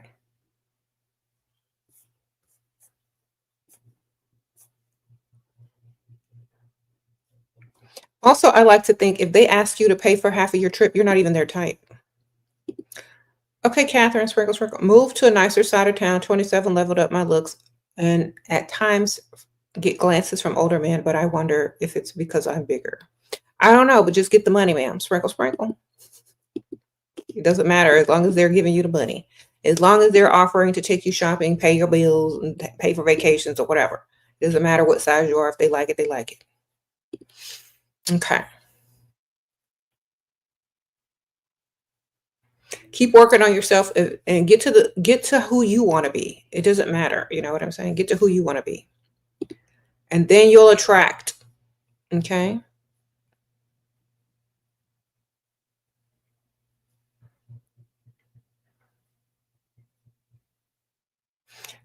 Try to dress really classy if you're going to the rich side of town, no matter what your size is. Okay. Just dress appropriately. Done. They don't be having all that stuff hanging out. How to act to let him know I am there for money and not for him. Do I have a mean attitude, but I'm about their out of their league? And just keep talking about things that you need and want and that are necessary in your life. And in order for him to get past it, he has to solve the problem. So, for example, like when he leans in and he tries to give you a kiss or hold your hand, start talking about stuff you need and want. That way, he's understanding that in order for you to give him emotional connection, he needs to solve these problems. You see, and he knows you ain't there for him. You're there for what he can do for you. So every time you need to associate any attention that you give to him with problems that he could solve in order to get to the attention. Don't tell him straight up, oh, I'm only here with you for your money. Just start talking about the little things that you need every time he gets close. Okay. How to be out of their league, be the product. Look better than them times 10 and look like you can go replace them at any time. Okay. Look like you can go get another one with just as much money and look way better than them. That way they know you're out of their league and you can go and replace them, so they want to do the most in order to keep you. Okay. Because they may not get another chance at a woman like you. They'll do more for you. Okay.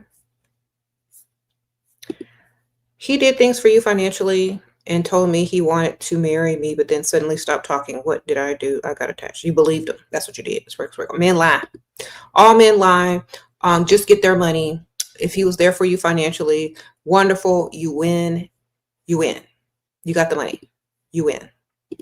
Men will lie to you to get you to treat them a certain way because they're not going to get treated that way unless they tell you the lie that you want to hear. So as soon as a man starts talking about marriage, just don't believe him because men aren't really like that. They don't really talk about marriage. Okay. That's how you know that they're lying first and foremost, especially if it's too soon in the relationship.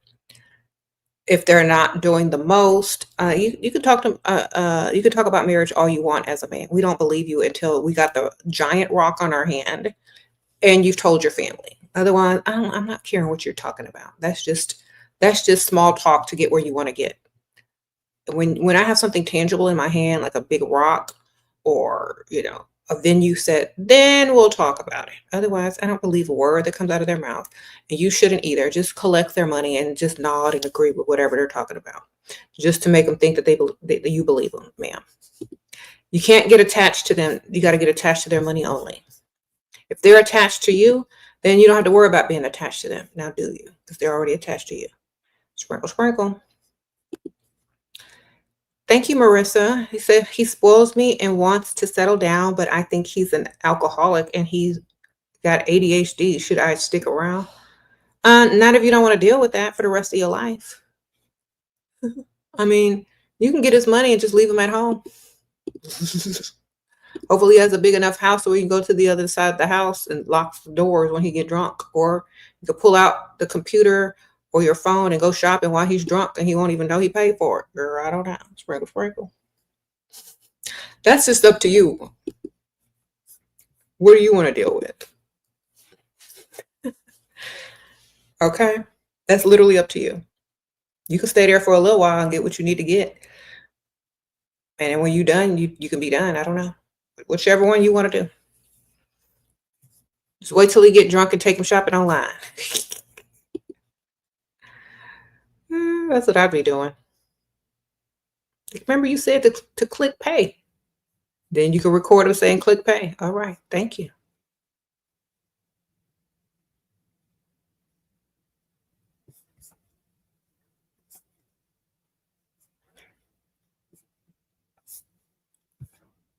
Mm-hmm. Someone says don't have a child with him if he's alcoholic. Yeah, don't have no kids. Just collect the money and then go find somebody else later on down the line. Get you a nice wardrobe and some stuff out of it. Okay, wonderful. Uh-huh.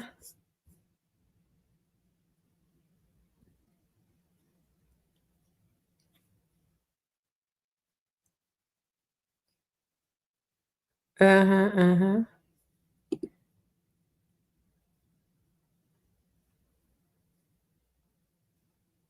You know, that's right, Shira. I would have a trick for him every time. People, what? I really don't care what he's doing, because if you're not really there for him, you're there for his money. Just get what you need, and then when you're done, you're done. You know what I'm saying? If he's putting you through all of that, then you deserve everything you're getting out of it. And when you're done, be done. Okay.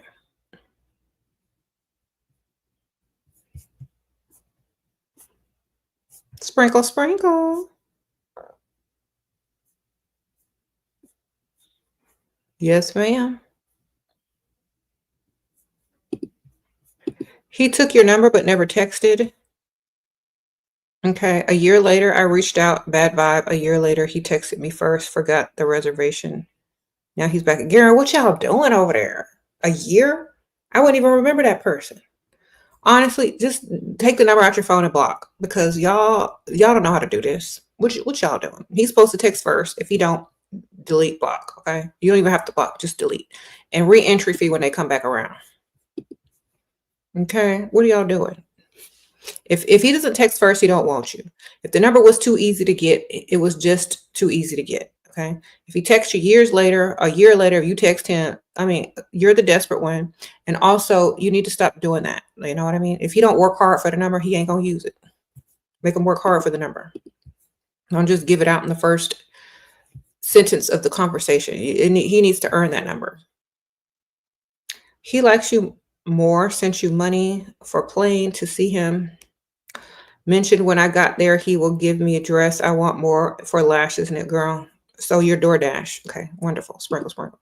So these men are DoorDashing out women for a plane ticket. That they get that money off of using their credit card. Let me tell you something, ladies, because y'all don't understand this. Whenever you use a credit card to pay for something, you gain points, right? And if the man is using his credit card to pay bills, he makes enough points every month to pay for about 5 plane tickets, maybe 3. And you're just extra points on a credit card. All you want is hair and nail money, man, and a dress to be DoorDash, flown out DoorDash. How old are you? 20? Let me tell you something. This is why men do this, because they know it's cheap. Do you want to be seen as cheap?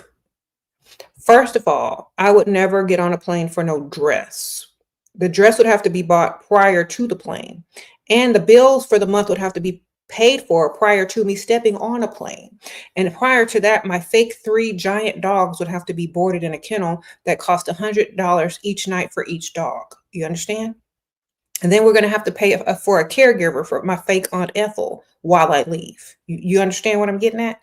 You getting on a plane for some lashes and some nails and a dress. Sprinkle, sprinkle. Don't do it. Where's all the other extra stuff that you need in order to get on that plane? How much do this man really like you? Okay. Is he going to pay for Aunt Ethel's caregiver while you're gone? Is he going to pay for your dogs to be in the boarding kennel? Is he going to pay for your bills because you had to take off work in order to go get on a plane, go through an airport, go through security, take off your belt, put all your stuff in a little box, take off your shoes and wave your hands up, then get on a plane and walk and switch plane. What, a dress and some lashes? Ma'am, that's work. So when I tell y'all, stop being DoorDash, stop getting on a plane for these men for the bare minimum, you're telling them that you're not worth a lot. Okay. Make them come to you, or make them pay for all the things that you actually need to get on that plane, even if they're real or not. You said, watching you really reprogram me. Thank you. You're welcome, Kay. Sprinkle, sprinkle. Y'all need to stop with this DoorDash. Only thing you need to use DoorDash for is for your food delivery, your store delivery. Provider husband, don't wear a ring or talk to me thoughts. Go get another one. Have two. Have one on the side. He don't care. Sprinkle, sprinkle. Collect the money and go get you another one on the side. Is it bad you want to date men like Kanye West? Masculine and confident when I am also like that. Is it worth dating a man like that? Ask Kim. Thank you, Chelly. Sprinkle, sprinkle. Ask Kim Kardashian, baby. Somebody gonna have to be someone has to be the one that stands in the background, because with somebody like him, he is the main character. You both can't be the main character. You see what happened with him and Kim. But I understand you're gonna have to be a Bianca, because that's what he wants. Sprinkle, sprinkle. It's not bad, but the man's gonna want to be the man, and he's gonna want to be the star if he's like Kanye. All right. You said we've been brainwashed. You said, do I believe in open relationships? I believe anybody who's cheating is in an open relationship already. They're just not talking about it out in the open. So most people that are in relationships might be in an open relationship and they don't even know it. So if you're going to be open and honest about yourself cheating, that's an open relationship. When you're telling somebody, I'm going to cheat on you, that's an open relationship. If no one tells the other person that they're cheating on them, but they know, it's a semi-open relationship. You know what I mean? So if you know he's cheating and he know you cheating, it's a semi-open relationship. Y'all just don't talk about it. Or if you know he's cheating and you still staying and waiting for the perfect moment, but you still gonna do what you got to do, it's a partially open relationship. Okay? If you are both agree to an open relationship, then, sometimes it's better not to even say nothing, because you're going to have resentment and you're not going to be able to get anything out of it later. You see what I'm saying? You can't use it as leverage later. So I wouldn't want an open relationship. I want to catch you. I want to make sure you're going to pay for that cheating. You see, that's how you can get your money. If you got an open relationship, he can go out and cheat whenever you want, and you sit there feeling stupid when you could be using it for leverage if it's not an open relationship, but it really is. You see what I'm saying? So if you're okay with an open relationship, you should be okay with a cheater, because you can get money out of it. Okay, I'm not agreeing to no open relationship. I'm agreeing to you get caught, you got to pay. Sprinkle, sprinkle.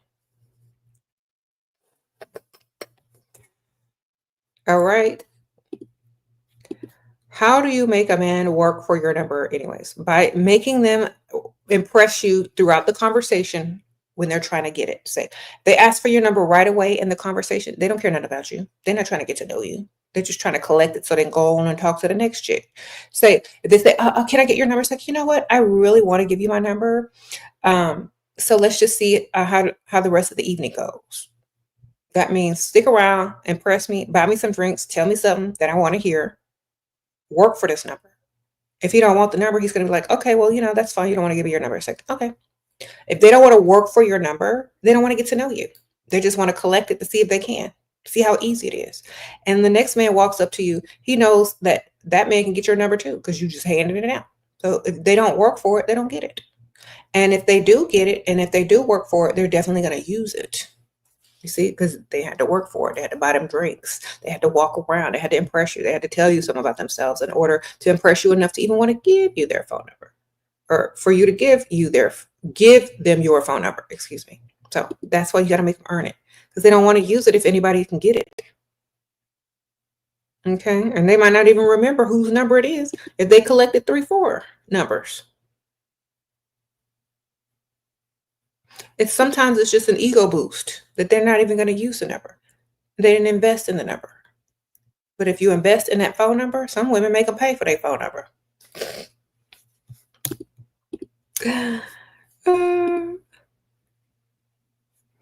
Yep. So it just depends on how much they want the phone number, baby.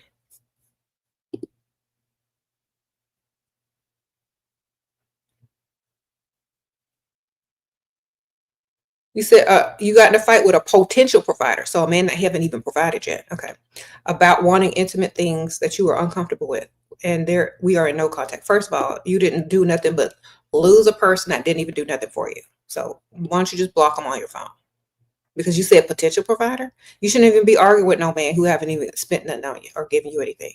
Y'all shouldn't even be to the point where he's comfortable enough to argue with you if he hasn't paid no bills, provided for you, or done nothing. Y'all are doing everything backwards. Your girl, block that man and tell him to go find somebody that's free. Say, sir, go find someone in your league. That's all you do. Just all you need to tell him. Say, sir, go find someone in your league. Click. Boot him to the curb. Say, this is your last text. Go find someone in your league. Because I'm out. And then block. The last thing you send him is your Cash App. And that's the only way he's going to be able to message you after you done blocked him. Sprinkle. All right. Before you block him, girl, so you text him. Go find someone within your own league. Then send your Cash App and say, for wasting my time. Then you send him a Cash App and then you block him. He can't get to you. The only way he can get to you is leaving a message in that Cash App and some money, because you got to pay to leave a message. Then be done. If you don't Cash App you a message back, he's done. He can't afford you. You're out of his league.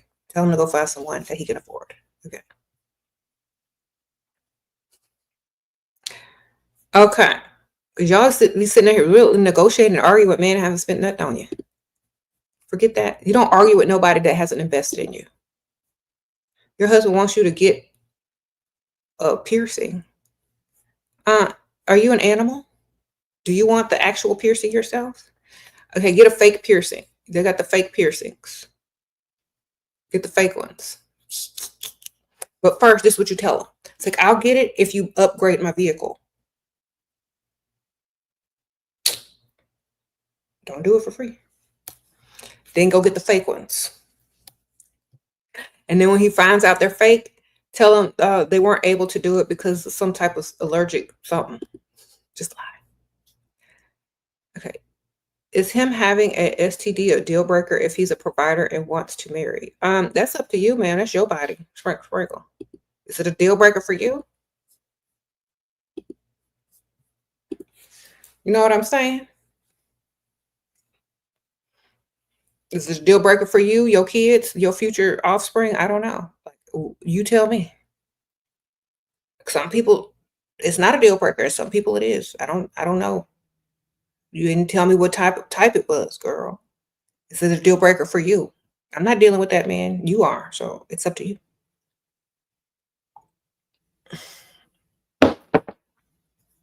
All right. Is it worth it? Do you really,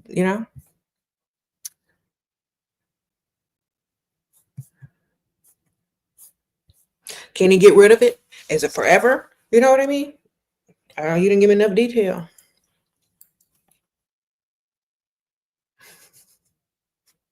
Can it be cured? Like what?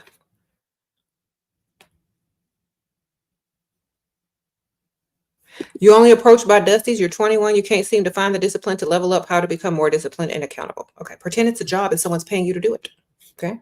If someone paid you to look professional, classy in order to work for their company, in order to earn a certain amount of money, could you do it? Or are you going to give up and go back to the drive-thru? You know what I'm saying? It's all about your level of what you want and what type of lifestyle you want. Dress for the lifestyle you want, not for the one you got. And once you get the lifestyle, then dress however you want. You see? Therefore, if someone literally gave you a job description and told you, look, if you want this job, you want this paycheck every week, you got to do this, you would do it, right? If somebody else told you you had to and you worked for other person, you would do it. Do it for yourself. That's the difference between a self-starter and someone that needs orders and someone telling them what to do. If your mind is abundant and you're a self-starter, you're going to be rich too. If you don't need somebody else to tell you what to do and you can discipline yourself. That is one of the main traits of people that have money. They are self-disciplined. All right. And men with money love that trait in women because it means that they're going to be able to keep and maintain the money that they're giving them and probably also keep and maintain themselves as an investment. You understand? This is one thing that men look for that have money.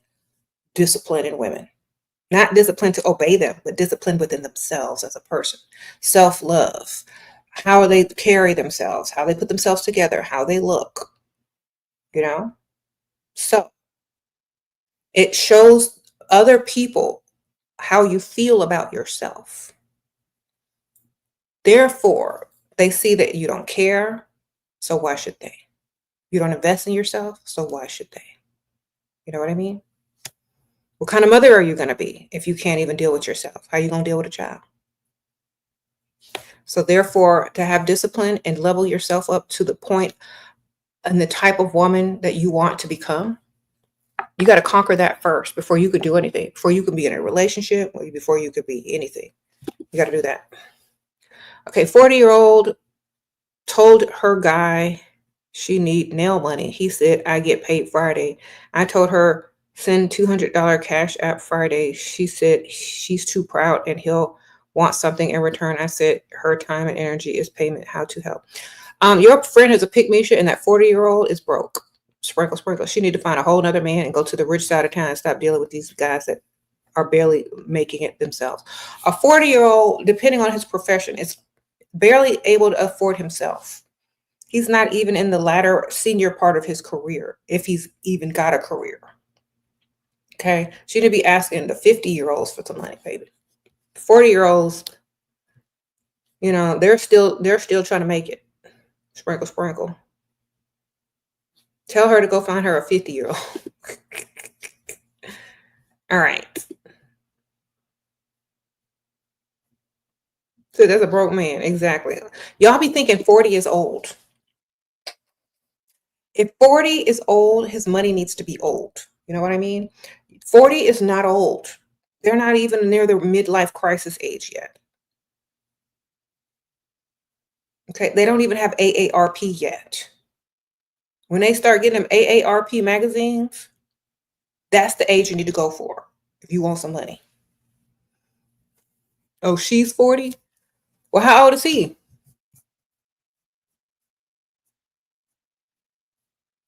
Well, he need to be 60.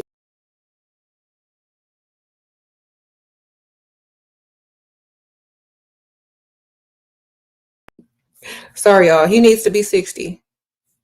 All right. He's 45. They're the same age. What two broke people gonna do together? I don't know if she's broke, but he definitely is. What they doing? Barber to building each other? Tell her to go get her a 60-year-old man and cut the crap. If she wants nail and hair money and rent money, and she dating a 45-year-old, he's in the same boat she is. If he ain't getting that AARP, it's not If he's not on Medicaid or Medicare or whatever them old people be on, he too young. He got to be on that whatever. Yeah, he got to have AARP, Medicare, or whatever. That's how you know he the one. He's ready to spend. Do you think someone with a lot of land but not a lot of money is worth staying with? No, because the land is already willed to somebody else. Sprinkle, sprinkle. What you gonna do with some land? Go run on it? Go twerk on it? What you gonna do? If he got some land and you could make the land make you some money, that's a whole different story. You know, if you can use the land as something that's of value and you can earn money off of his land, perhaps. But what you gonna do with the land that's not in your name?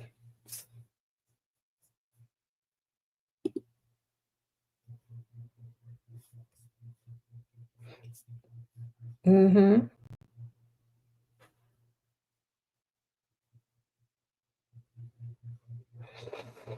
You said, can a blue collar worker be a provider? Of course, if they have enough money to provide for the lifestyle that you want from them. Mm-hmm.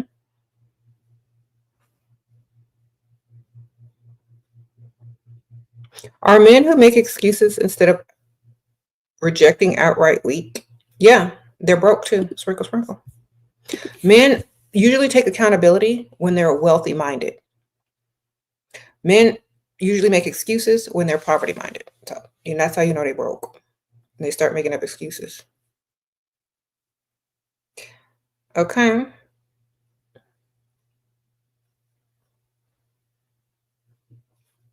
Be smart.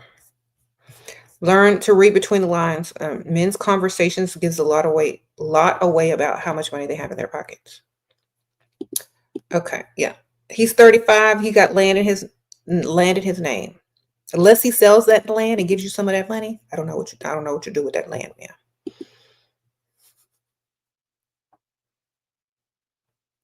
If he's ignoring you, how to emotionally detach? Talk to the other man.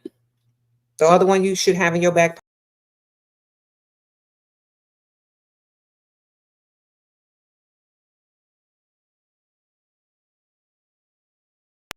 Sorry, y'all. Press the wrong button again. See, if you have another one, you won't even know the other one is ignoring you because you'll be too busy talking to the other one. Be like, okay, he need a break. Let me go ahead and talk to this other one. By the time he realizes you don't care and you're not trying to talk to him and he's done ignoring you, you won't have skipped a beat and you might have gotten some more money from the other one. Okay, that's why you need two. Because if you're emotionally invested in one and they start ignoring you to play games with you and to emotionally make you feel a certain way, then that means you should have another one. Okay, that's your free time. Now you can go do what you want, talk to who you want. Um,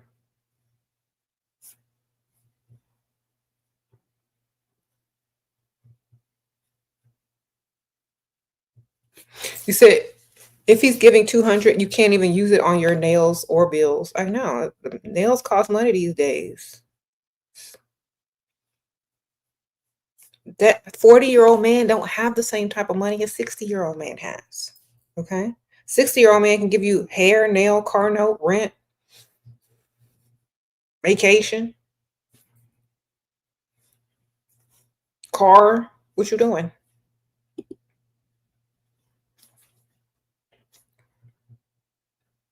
You said this advice work on autistic men with ADHD.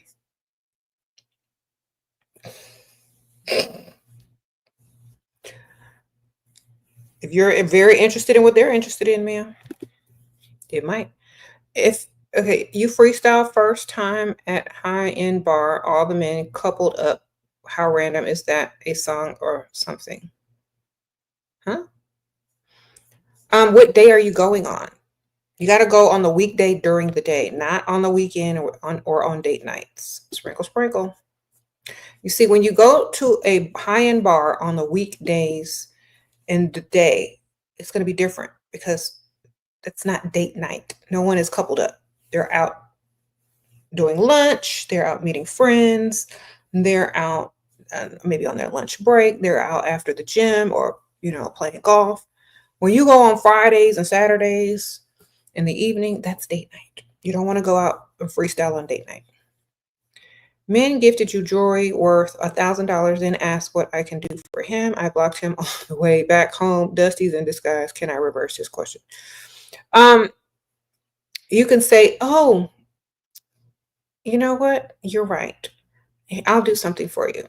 Then make him a little video saying, "Thank you so much. I really appreciate you. You're so kind and generous.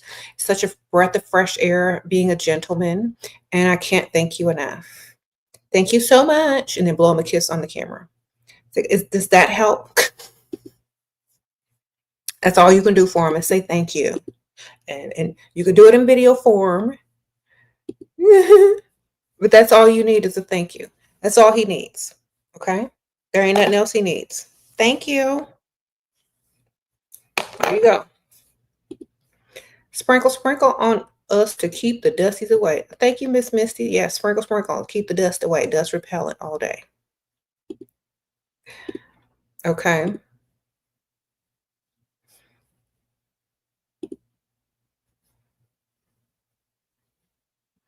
Yeah, get off the dating apps and go on Google. And this is what you type on Google. Richest zip codes or wealthiest zip codes and then fill in the blank with the name of your city. And then when you go, and then you're going to say, show me restaurants, show me bars, show me gyms, show me dog parks, and then type in that zip code. And then that's where you go. Okay. There's no particular place. There's a particular side of town. And whatever places that you see that you want to go to and check out, wherever places you see with nice cars up in the parking lot, that's where you go. You can even look up these places online and see what type of people are in there from the gallery pictures and stuff on Yelp. Okay. Y'all need to use the internet for what it's for. Y'all know how to work a dating app, but y'all don't know how to do a search.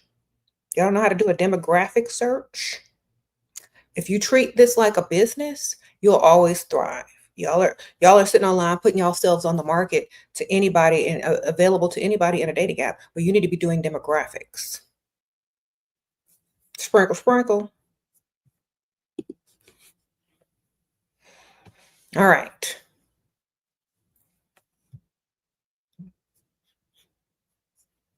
Do a demographics query. If you were going to open a business and you wanted rich clientele, where would you open your business at? That's how you go date. That's where you put yourself over there. Mm-hmm.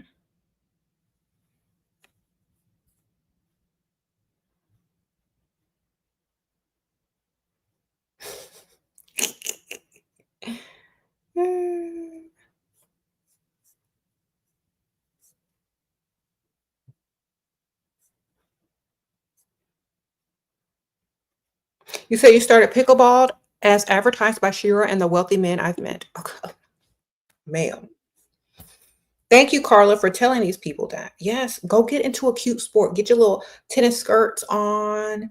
Get your little pickleball paddles. You know, I even sell pickleball paddles on my Zazzle store, my merch and stuff like that. Or you could buy some cute ones online. Go get you a cute little pickleball paddle, a little skirt, a little tennis skirt set, and go where the pickleball like clubs are, or go take pickleball lessons, y'all.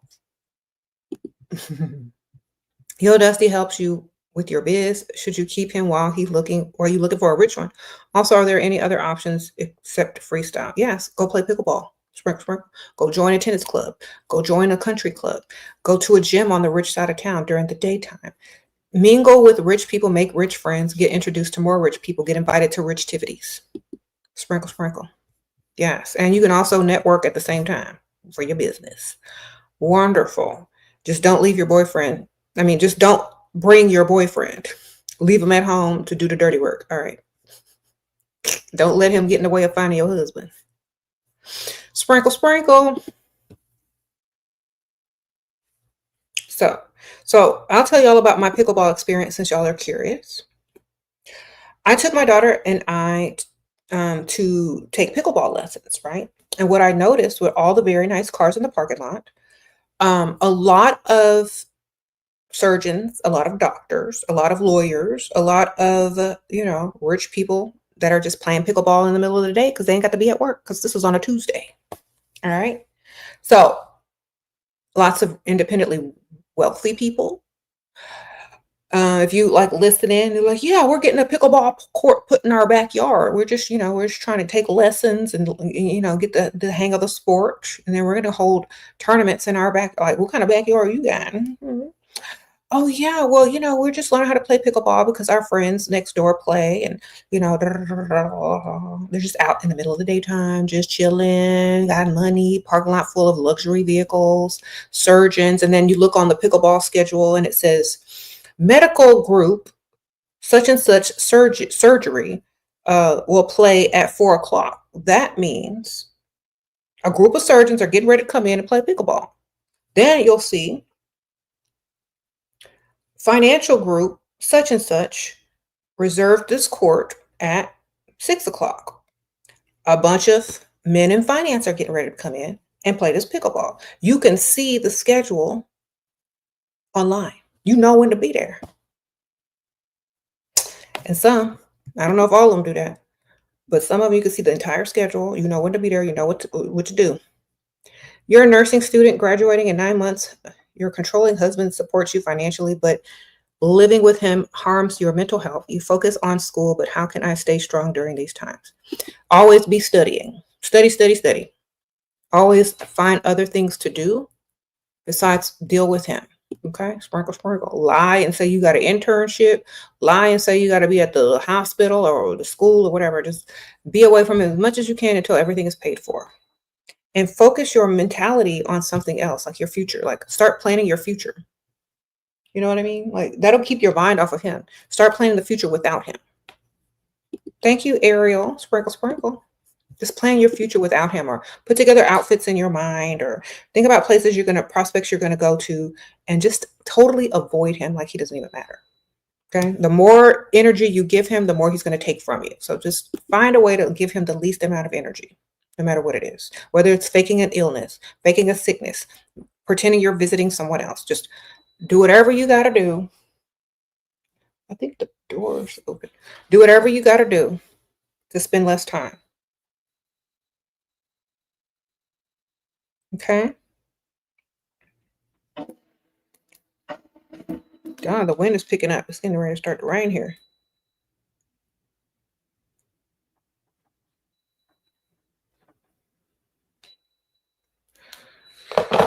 Okay. Mm-hmm. Sprinkle, sprinkle.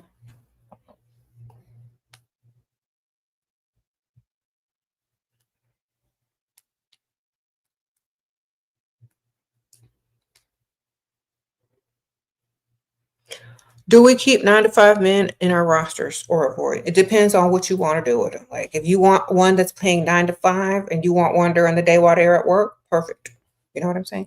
If you don't work, or if your schedule is different, if you have a 9 to 5 guy, you can date him after he gets off work. If you date a rich guy that doesn't have a 9 to 5, or someone that has remote business or owns business, he's free during the day. So you can have a couple of whatever types you need, ma'am. Shelly, you can have as many as you need as long as they're paying them bills. Okay. But if you're looking for the ones that are not 9 to 5, go to the pickleball club, the tennis club, or the golf course, because that's where they're going to be during the day. Just all willy-nilly out in the middle of the day. Sprinkle, sprinkle. You said some of the 9 to 5s make $6K a year. They sure do. And some of them make that much money, but they don't have time for you. The ones that make that much money and don't have to be at work have more time for you. So it just depends on what you want as well. Do you want to spend time or no time? You know? So if you want a man that's super busy, yeah, get you a 9 to 5 one that makes money. If you want a man that has more free time and money, then find you an independently wealthy one, or like an entrepreneur that has more time or flexibility with their time. Okay. So that just depends on what you want. Y'all pick and choose, baby. As long as the money is right. That's right. Okay. Is it worth to lie about your age? You're almost 27, but you still look 21. I think it's dumb to lie about your age. Just get you an old man. Anything in your 20s is young. Okay. If you got to sit here and lie about your age, your man ain't old enough. Thank you, Ariel. If he canceled your third date without trying to immediately reschedule, how should I respond? No money yet. Did y'all meet online, baby?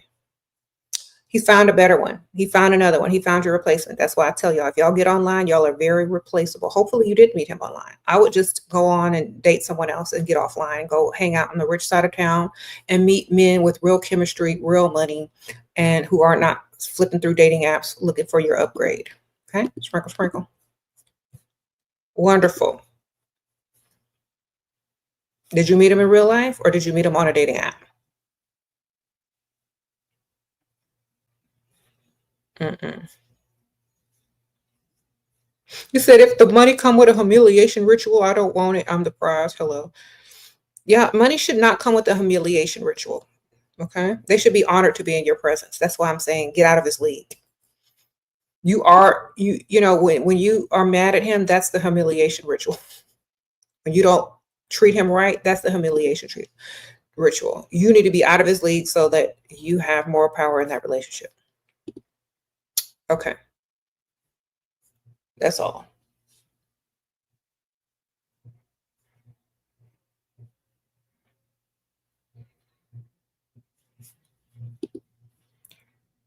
Um,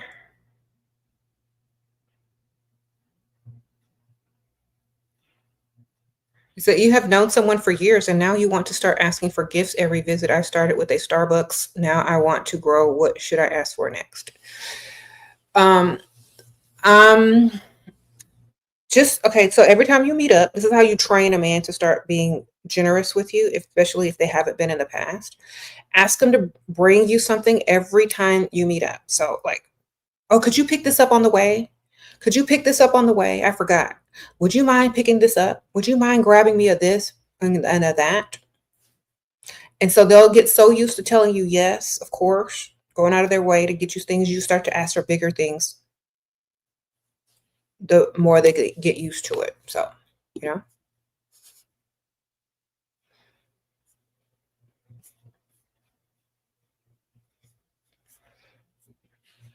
and ask like it's no big deal. Like, oh, are you on the way? Okay, could you stop at the store and get me a blah, blah, blah, blah, blah? I lost mine. Okay. It could be a set of headphones. It could be, just expensive bottle of perfume. It You could say you broke your perfume. It could be, whatever. Then start getting bigger things. Then act like then you can do like this. Do you have Amazon Prime? I don't want to pay for shipping. Could you order me a this, this, and that? Just start lying. You said portable charger. Yeah, get you some chargers, get you some perfume, get you some whatever, some headphones, and then all of a sudden now you need his Amazon Prime. Thank you. Thank you, viewer. It says viewer. Sprinkle, sprinkle. So yeah, get his stuff every time. Ask for a little bit more and a little bit more.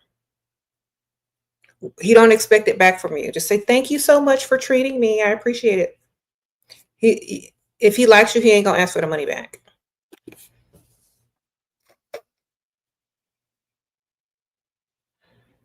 Mm-hmm. You said, how did I lose weight after pregnancy? Girl, dancing to Michael Jackson. Sprinkle, sprinkle. I put on that Michael Jackson video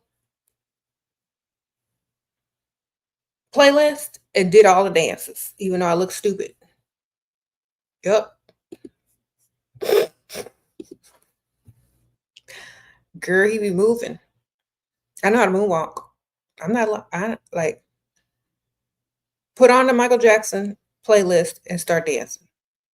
Do that every day. Do like 5 songs. I got so skinny. I After my pregnancy, I was smaller than this. After my last pregnancy, I got smaller than I am now. And I was like sweating every day doing a Michael Jackson dance. Girl. Um, I was like so impressed. I'm like, oh my gosh, because I was trying to buy some because I was gonna be Michael Jackson for Halloween. And so I was like really into it. And I even had the little penny loafer shoes, girl. Yes. Your girlfriend has an issue with receiving. She barely takes gifts or money. She's too proud. I've been hiding money in her purse and car. What should I do? Sprinkle, sprinkle. If you want her to take money, then you got to make sure she thinks it's for something else. It's like, oh, you know what? Why don't you take this money and do something nice for the house?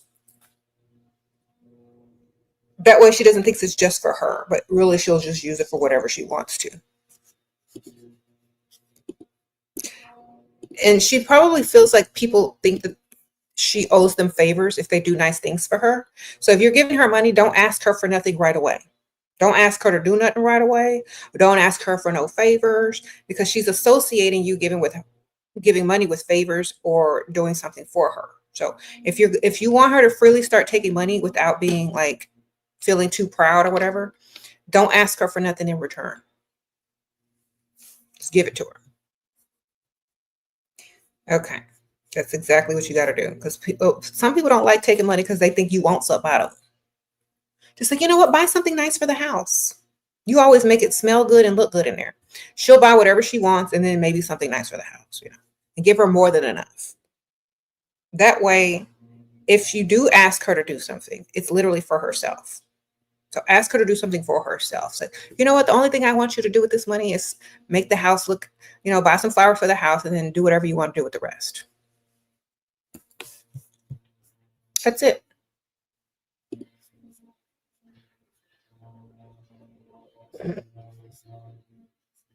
Yeah, you can't ask for something right after them. I'm not saying you do, but I'm just saying maybe that's what she was used to and she didn't want to do it. Tell us for the house. It's nice of you, but just yeah.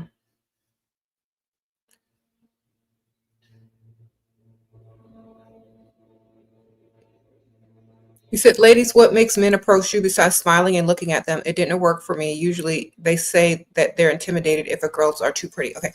So if you're too pretty, men are intimidated by you. And so you have to have a fake flaw.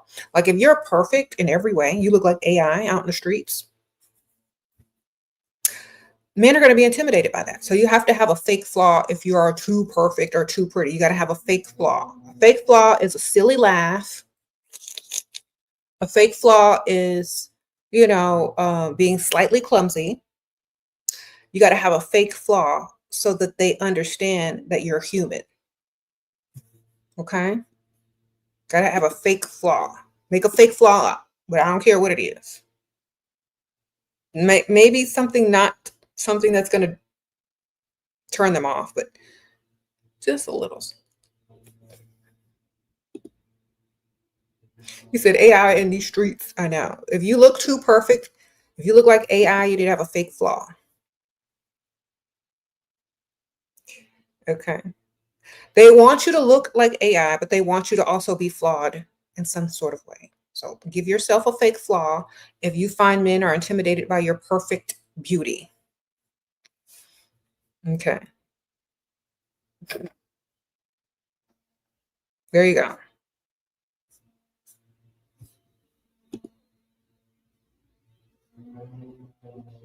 You said your man pays all the bills, but you got a problem controlling your emotions during postpartum. He definitely narcissist, but I don't care. I can't change that. Hire help with his credit card. Tell him, look, I got issues right now. Either you gonna solve them or we gonna pay someone to help solve them. All right, we're gonna hire some help, or you gonna help. Which one is gonna be? Give me your credit card. We can figure this out right now. Let me get on the site. Look up whatever type of help you need and hire them in with his credit card, or tell him to act accordingly. Sprinkle, sprinkle. Say we gonna do this one. We gonna do this in a nice way or the hard way. As soon as a woman starts talking about hiring outside help with that man's credit card, he gonna act right, because he don't want that expense added to his expense account. Unless he can afford it, then he'll most likely be glad to do it. Okay. So if you want him to act right, you want him to be patient with you want him to do all of that stuff with you, then threaten his pockets. Thank you, Shira. She loves decorating and art. Thank you, Gail. Sprinkle, sprinkle. Well, yeah, so go get some art for the house. Go decorate. Yes. I want to see what you can do. Then she'll feel like it's like fun and she'll enjoy spending it. Mm-hmm. Thank you.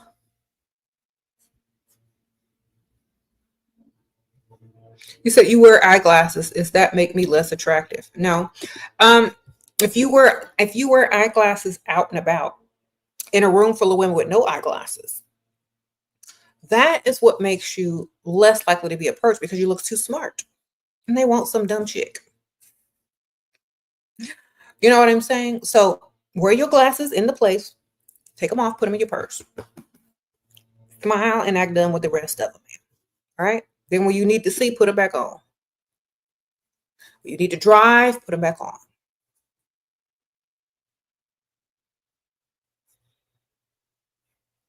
Okay. Sprinkle, sprinkle. What you know what? I used to wear glasses. I wear contacts now. When I met my husband, I didn't have my glasses on. I couldn't see what he looked like, girl. I just saw, what he was paying for. So I didn't see what he looked like until months later when I got me some contacts. How to actually get out of his league and make him regret he was a provider, gifted me some luxury gifts, but disrespectful to me, so I left. Okay. You got to level up out of his league so that he fears losing you to a man with more money. And that you're the one that got away. You know what I mean? If he felt like he could disrespect you, he did not fear to lose you. Okay? They got to like you 10 times more. They got to fear losing you. That means you got to be way up out of their league, that they can never replace you. Like any woman that deals with him after you will never be on your level. If you're dealing with a man that can get a woman that looks just like you or better, you ain't dealing with the right one. They got to like you times 10 and be afraid to lose. They got to act like their dreams came true. Okay? Yeah. You're not a native speaker. You're scared to talk money. Girl, money talks. Money will talk for you. And they like accents. And it's harder to say no to an accent than it is to a native speaker. So when they say, "Oh, what are the things you're interested in? What do you like?" I like shopping. I like how you say money. If they can only talk to you about the things you know and like and can pronounce, that's what they're going to be talking about. And that's what they're going to be doing to impress you. All right. So use it to your advantage. How do you meet providers if you work all week and get out at 3? I feel like they go out earlier than that and have managed to meet one. Okay. As soon as you get out of work at 3, go change your clothes at work. Then go to either happy hour or go to a gym or go to somewhere on the rich side of town. Okay. Have your outfit ready at work. Don't go back home. Don't do none of that. Change at work and go straight out because you're still during the day. And maybe you can get to the nice side of town faster from where your job is or whatever. Okay. Have a little bag. Get ready at work. Then go out. Okay. Sprinkle, sprinkle. I used to do that. I used to bring my outfit to the funeral home. After I get off work, I go to the restroom, change, and be going right out. My schedule was super busy when I was young. I had to go to school. I had to go to the funeral home after school. Then I went out. Okay? Ain't no excuse. Sprinkle, sprinkle. If you about it, you about it. You about it, you about it. Someone said shower at Planet Fitness. Y'all are silly. If you about it, you about it. Ain't nothing gonna keep you from it. All right? Sprinkle, sprinkle. Someone said, I did not say that. Someone said that in the comments, girl.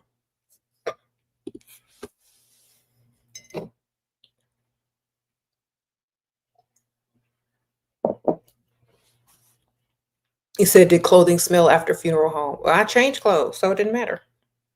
Yep, sometimes it did. Sometimes you have to throw them clothes away. Sometimes you have to throw your clothes away depending on what you're doing.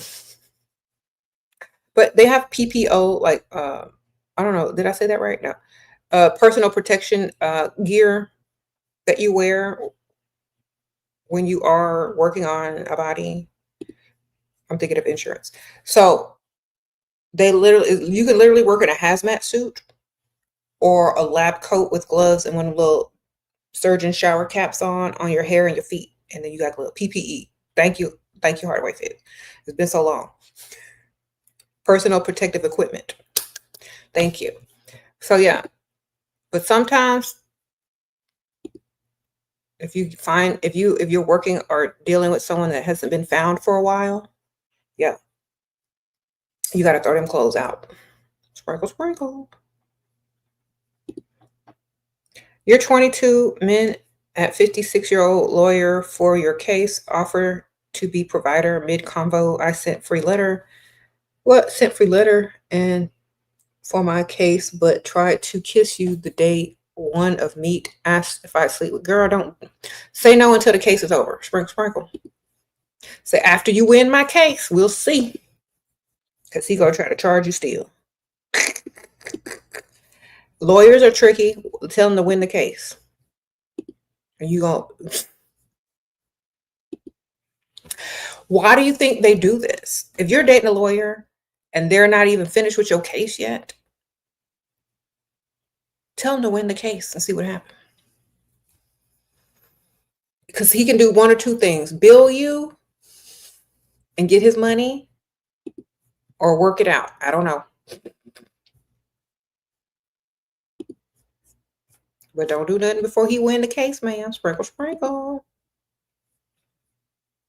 You said that's a free lawyer. You better fake it till your case is. Yeah. If you dumb, you're gonna do something before the case is won. After the case is won, y'all will celebrate. However you feel like you need to celebrate. There you go. You said not all lawyers got money like that. I talked to one and they're always complaining. Exactly. After he win the case, you're gonna see what you could do.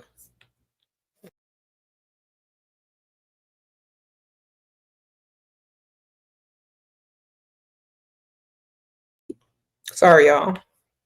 I be getting excited and my little mouse pad is slippery because I put all that like stuff on my face and I probably need to wipe it off with a wet wipe.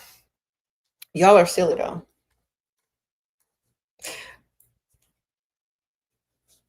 He said some of us make more than the average lawyer. True. So make sure he win your case, ma'am. Or whatever you need him to do. Or make sure you come out good, whatever he's doing with you. I'm gonna keep my hands off the button until I need to, because I just be resting it on it. So my plans just got canceled because of the rain. Y'all know it's been raining a lot in Texas, and there's been floods and all that kind of stuff. And now we're getting some of that rain over here. So my plans are now canceled. But I still I don't want to get out and drive in this because I do have to pick up other stuff, do other errands as well. But I don't want to get out in no rain. Let's see when it's gonna stop raining. I'm good, y'all. I'm safe.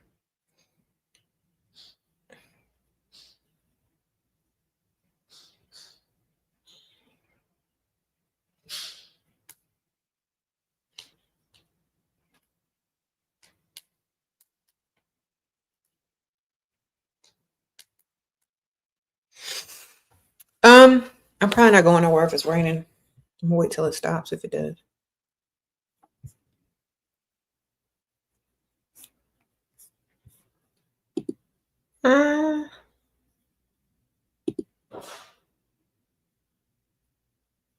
Okay, so yeah, we were talking about getting out of his league. All right.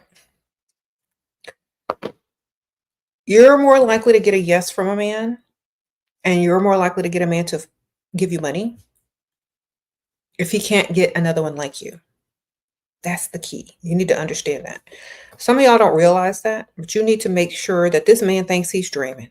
He got to pinch himself several times a day to know that he's awake because you're with him. Those are the type of men that like you way more and will do anything to keep you, and they will give you money. Okay, sprinkle, sprinkle. When I was young, and I was young, And there's this guy, and he went to mortuary school with me, right? And he was not my type. I would not date him. Plus, he was too young for me, even though he was older than me. He was still too young. He really, really liked me, times 10. And see, this is why I can't date young men, because I am a good person and I know that I am expensive. And so I told him, he's like, well, what do you like? I said, I like fine dining. I like to go out. I like people with good hygiene. I like doing this, and that. And this person was young, and there's no way they can afford all the stuff that I liked. There's no way. I was trying to get him to leave me alone, literally. This fool and gone out and got credit cards so that he could do all these things for me, you know? Uh, and made sure he had mouthwash, toothbrush, floss all up in his car, cologne, because I said these things. Like, he literally paid attention to all the things that I said because I was out of his league. And he was perfect gentleman, did everything right, took out credit cards, you know, and open car doors, just nice, but too young. And he was like, well, um,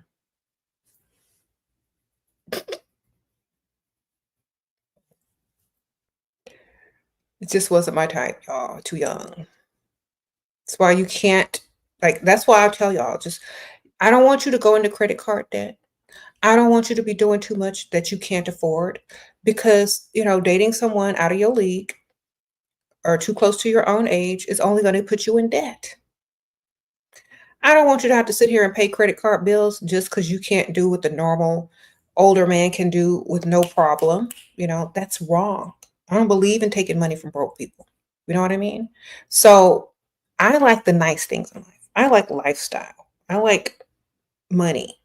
I like doing the most. So I can't date somebody, or when I was young, I couldn't date nobody my age. They can't afford it. You know what I mean? Not to say that they're not nice guys out there that won't go into debt for you, but I don't believe in taking money from the poor. I don't believe in making a man ruin his credit over a woman. See, y'all think I'm mean and evil, but I'm not. I would rather date an old man with AARP and some savings and some bonds and some CDs and some investments and some money hidden away somewhere. I'd rather date them and take their money than some poor dude trying to take out student loans and get behind a credit card debt. I don't want your money. I don't want your call center money. Keep it, you know? Um, so, you know,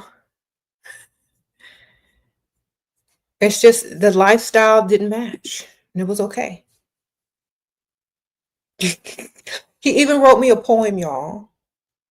Like, he was writing me poetry and stuff, telling me he loved me and all this stuff. It just wasn't enough. Okay.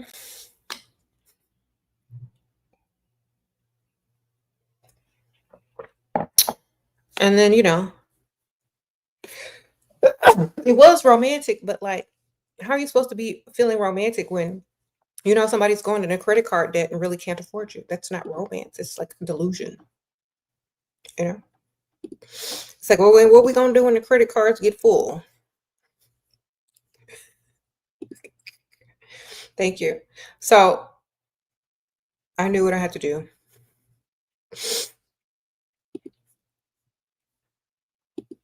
Sprinkle, sprinkle.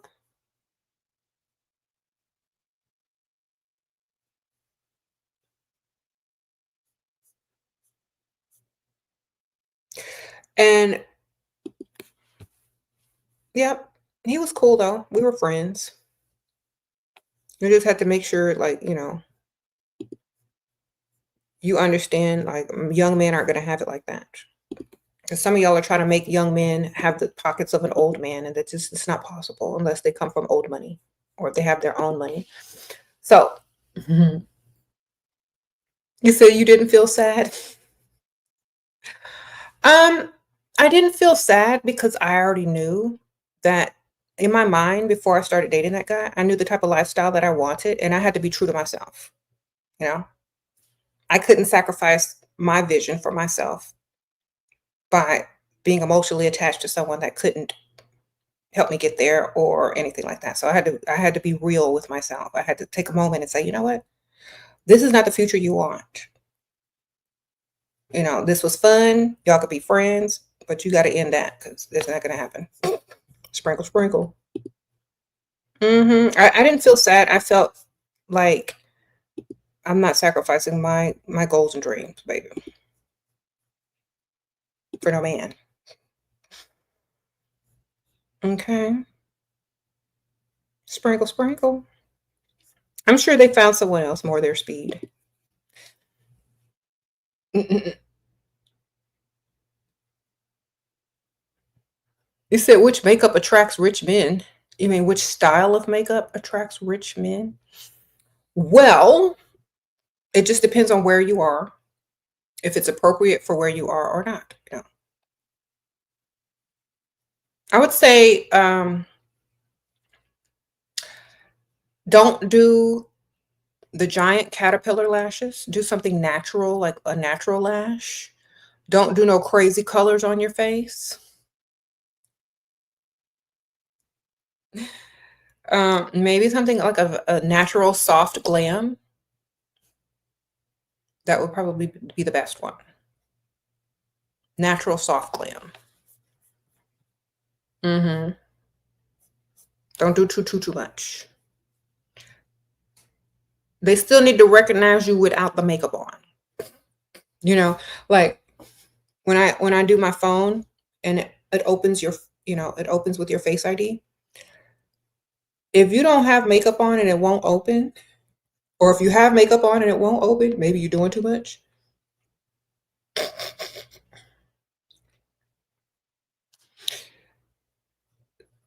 If you got to draw your eyebrows on to open your phone, like I do.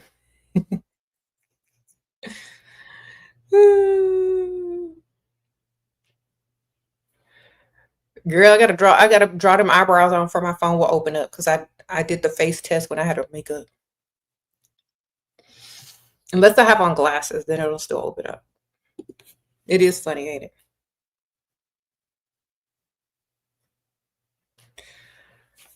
it? You said that happened to you too? Girl.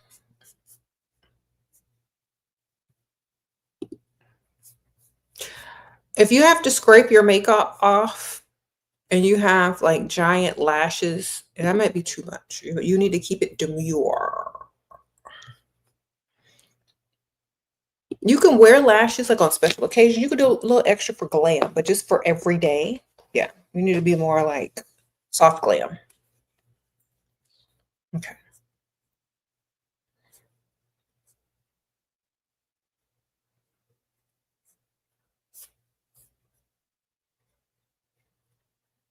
But y'all know makeup trends change so much.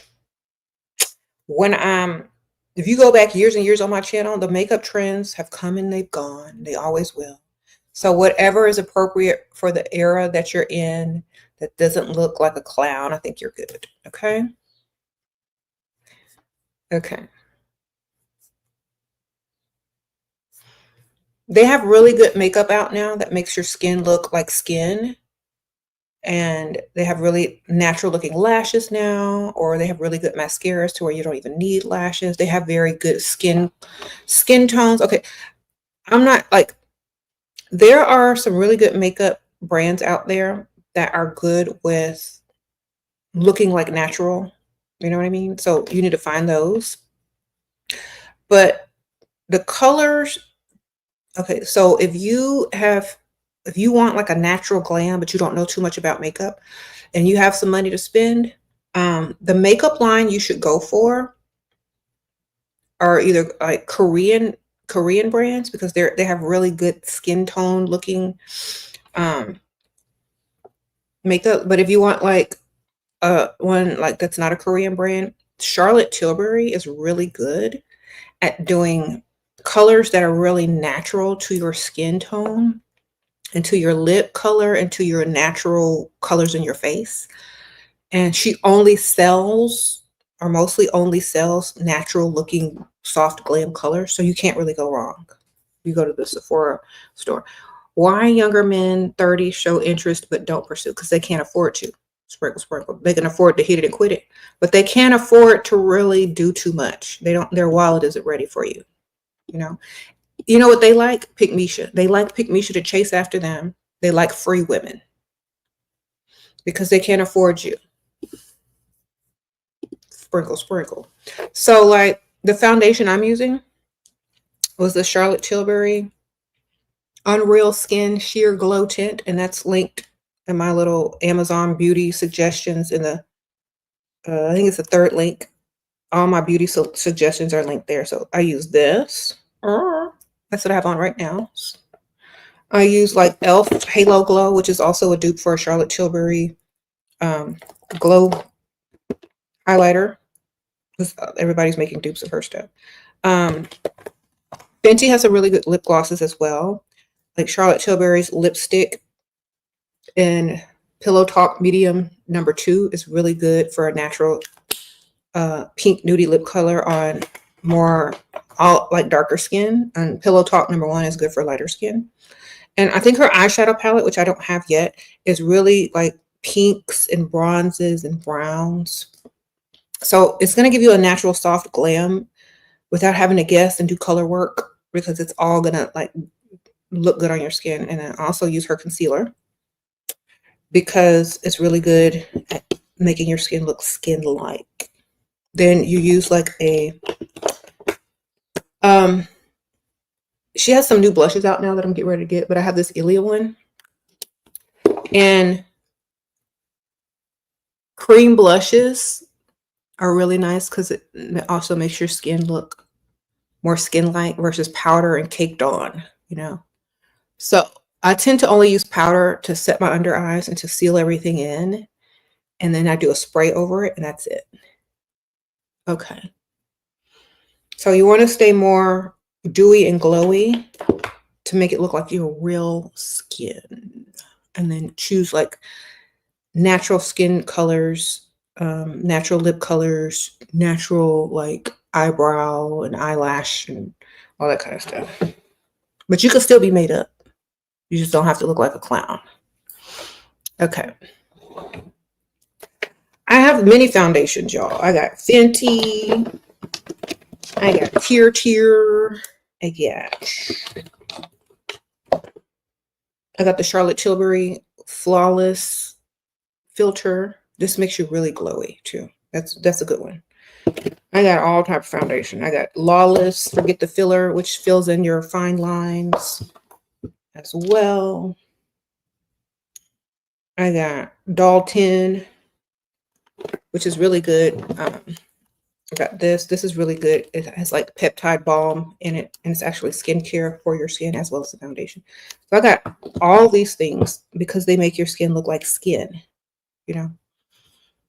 I don't like doing too much like caked on. So I try now that I'm like, you know, doing a more softer glam, I like to find stuff that's more skin-like so that it looks like your skin instead of just caked on, you know.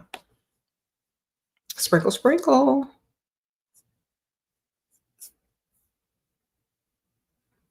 You said, what do you think about lip injections? Is it vulgar? No, I have them. I think if you do too much, sometimes if you do too much, it becomes vulgar. But if you just do a little natural lip, and when the swelling goes down, it's fine. See, look at mine. And look, some women, they want to do too much. They want to go too far. But that's the look that they're going for. So I can't really say what's too far for some women or not. Like some women want that giant lip look. Some women don't. Some women like them brat lips. And they be drawing it on and they get tired of drawing it. So they just go ahead and get it done. I don't know. Whatever style the woman is going for. I think too big, unless the man likes it. Because look, when I used to get my lips done freshly, James used to like it. He's like, oh, I like it. So some men like it. I don't know. Like, it's weird. They like that giant lip look. Some of them. I would get fresh back from getting my lips done. They would be like really big. He was like, "Oh, I like." But see, this is what they look like after like months. They're calmed down. They look all right. They don't look like I have giant lip injections. They just look like, normal. When you first get them done. All right.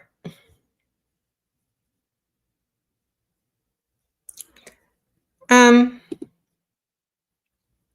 some girl told me, she said, Shira, I saw that you got lip injections and I really want to get some. And I'm like, okay. And I also want to get my nose done and I want to do this and I want to do that. I said, girl, start one thing at a time. So she went and got her lips done. And she got her lips done so good that she didn't even want the nose job anymore because the bigger lips made her nose look smaller. And I'm like, okay, well, that makes sense. Sprinkle, sprinkle.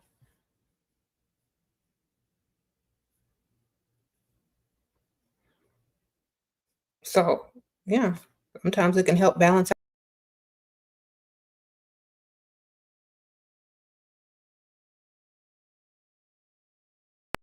Sorry, y'all. Sometimes it can balance out your facial features before you go in and do too much. Okay, yeah, that button.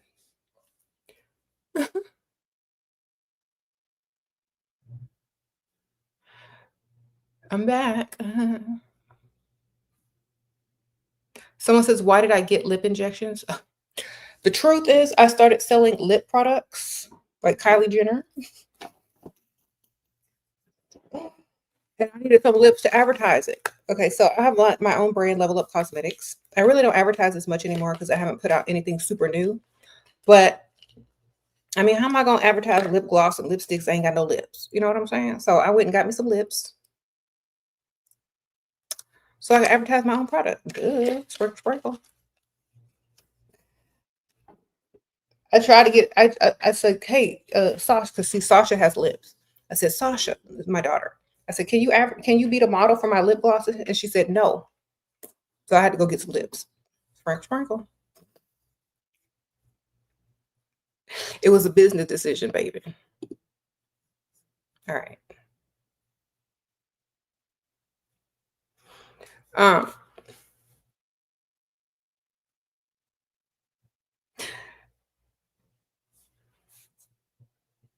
mhm.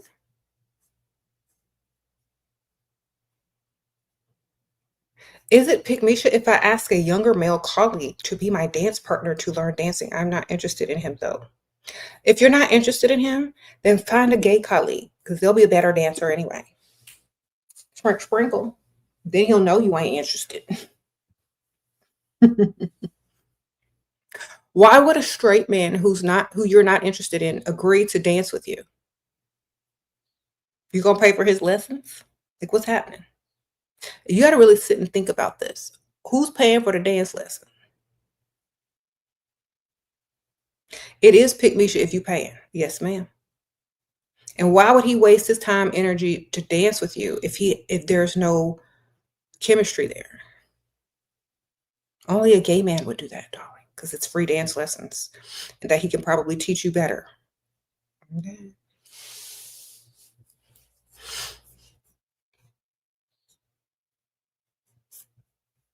Okay.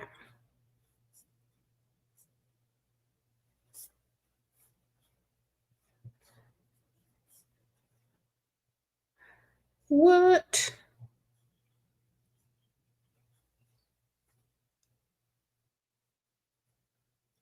How do you know if you're out of his league? If you could do way better than him. Mhm.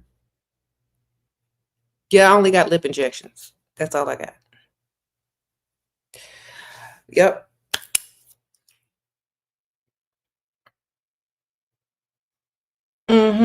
Thank you. You'd be amazed at what one thing on your face can do. Like, and you can get your lips shaped differently each time you get a lip injection. Like, if you go to a good place, they can like inject it here to lift it. They can inject it here to give you a better cupid's bow. Like, you can really play with the shapes of your lips according to like how you're getting your lips injected. Thank you, Andrea. 2 amazing dates. He even said it, and now I'm being ghosted. What could have happened? He was very fitness. I am cute, I think. Did y'all meet online? What happened is your term was up and he met another one. Did you meet online? Sprinkle, sprinkle. Some, I don't know if you met online, but I'm guessing you did. Andrea, did you meet online? Most men that you meet online, they 2 dates and they're on to the next chick, baby. You're a buffet online. That's why I tell y'all stop meeting men online.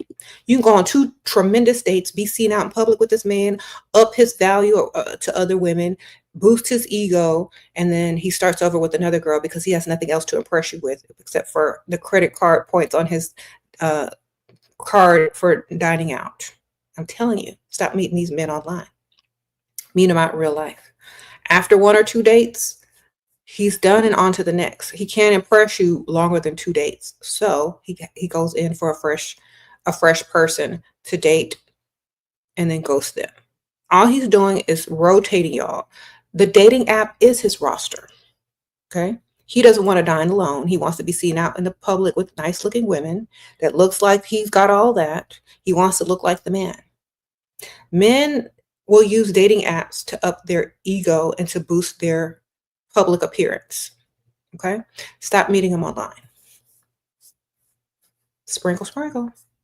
Because once they're done with you and they see someone else in those DMs that look better or that are more easy looking or whatever, they're going to go for them.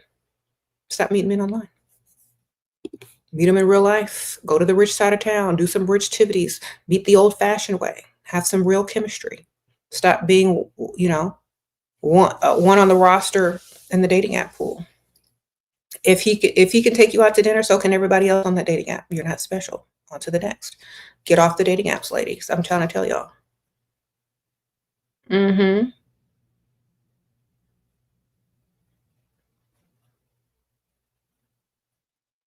They think you're on there for the same reason they are, to date or to roll around on the mattress. So stay off the dating apps if you love yourself.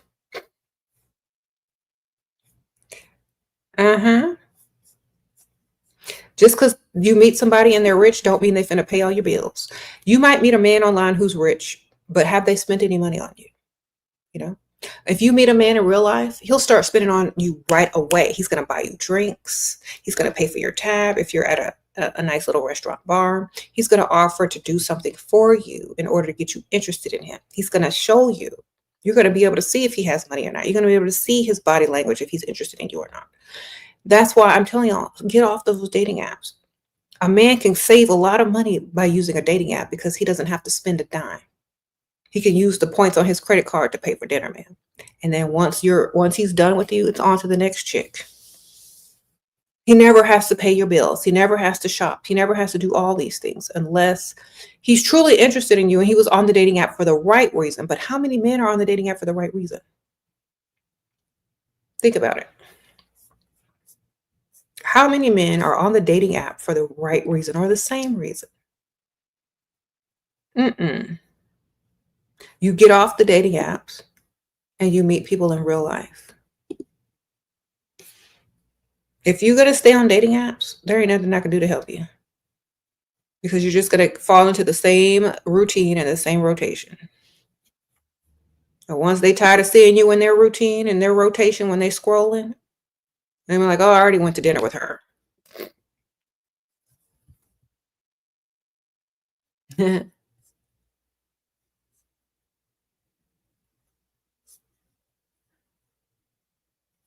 Yeah, y'all will be surprised at how many men will approach you that actually have real money, that actually want to do more than just, go out to dinner and they want to spend money. They want to impress you. They want to take you to do all sorts of things. Okay. They want to take you on their boat. They want to take you shopping. They want to take you to this restaurant. They want to take you to that restaurant. They want you to go. They want, when you meet men in real life, it's different. Okay. Get up, get dressed, go to the rich side of town. Hang out there as often as you can. Treat this like it's the type of life that you want, not the kind of life that you put on, on the side and get to it when you can. No, you got to be about it. Got to be about it. Okay? I'm trying to tell you, before there were all these stupid dating apps, women were pulling rich men left and right in real life. Okay? It's too easy. Y'all just in the wrong place. Back in the old days, before I was married, me and my friend, we used to drive down to the marina. There was this little bar next to the water where all the yachts and boats were, playing music, everybody turn it up, people at the bar, and all the captains from the boats and the yachts would go in there before or after they get off their little boat, and everybody in there would be rich. All the boat owners, all of the women, some of the wives, and of course the gold diggers are up in there. It's not that hard. Just get up and get dressed and go out. Oh, girl, who'd you meet yesterday? Oh, this guy, he bought me drinks. He said, "Do y'all have some friends?" I said, "Girl, he got a boat. He's sailing out tomorrow. He invited us." What?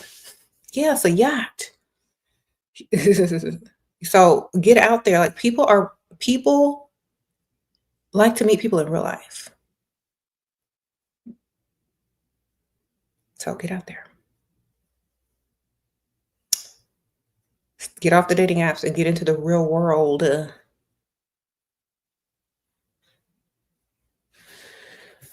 Okay.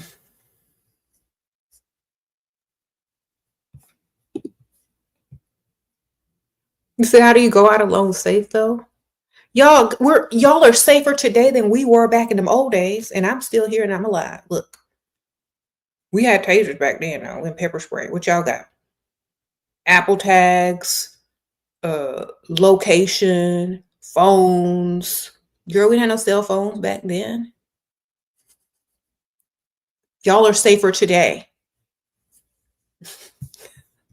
Just don't get in nobody's car, ma'am, that you don't know. And cover your drinks up. Y'all are safer today than we ever were. So I don't know what y'all are talking about. Y'all scared of everything. You said we had a beeper. We had a beeper and a quarter, ma'am. What y'all got? We had pepper spray, beeper and a quarter. Y'all got phones, GPS, Siri, Chat GPT, 911 at your fingertips. Y'all got all these. Y'all got tasers. Y'all got.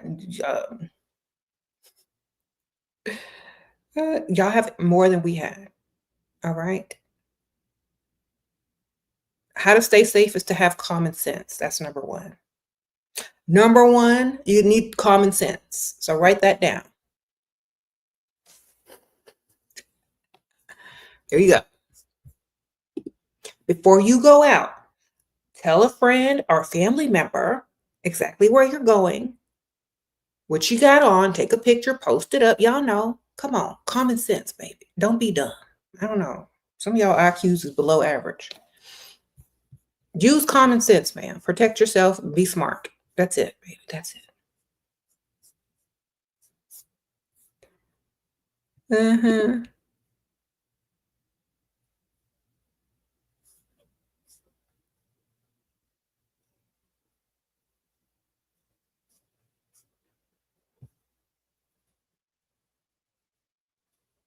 Should you lie to a generous provider and tell him you live with 7 members of your family? Heck no. Sprinkle, sprinkle. Mm-mm. Don't tell him that at all. 7 members, living with 7 people does not sound like fun or something that's impressive. What you need to tell him is that you don't feel safe where you are. Men love to rescue you and make you feel safe. Not like if you're sitting in there enduring that, it's because you didn't want to get out of it yourself. If you don't feel safe, that's another trigger for them to want to rescue you. So just lie and say, I don't feel safe. Don't even tell them you live with 7 people. It's like, I don't really feel safe where I live. I have to lock my door all the time. It's like very strangers are in and out of the house. I just want to get out. Could you help me? Lie. If you're going to lie to make it seem like you're not safe so they can help rescue you. People don't want to rescue you for something you should have been out of long ago. Okay. Lie and make them rescue you. Like, if they feel like a savior, they'll more likely do it. Thank you, Pado Bean, Sprinkle Sprinkle. Thank you for being a member. So yeah, please lie and make them rescue you. Like call her one day crying. What's wrong? Why are you crying? I just can't live here anymore. Why? What happened? What happened? Make up stuff, girl. Get him to help you, rescue you. All right. Get your acting skills together. Hmm.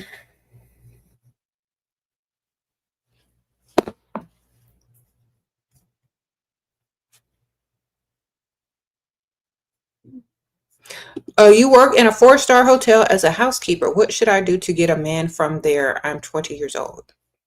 Nothing. You don't want to. You don't want to get a man at a hotel, baby. Sprinkle, sprinkle. They're in and they're out. They're traveling. Why do you want somebody like that? Get your paycheck, level yourself up, and go somewhere on the rich side of town. Okay. You don't want to meet men in a hotel. Sprinkle, sprinkle. Just be nice and get extra tips. That's all. Okay. Then take that money, look cute, and go to the rich side of town. You don't want to meet men in hotels. There's nothing they can do for you except give you a tip. Sprinkle, sprinkle.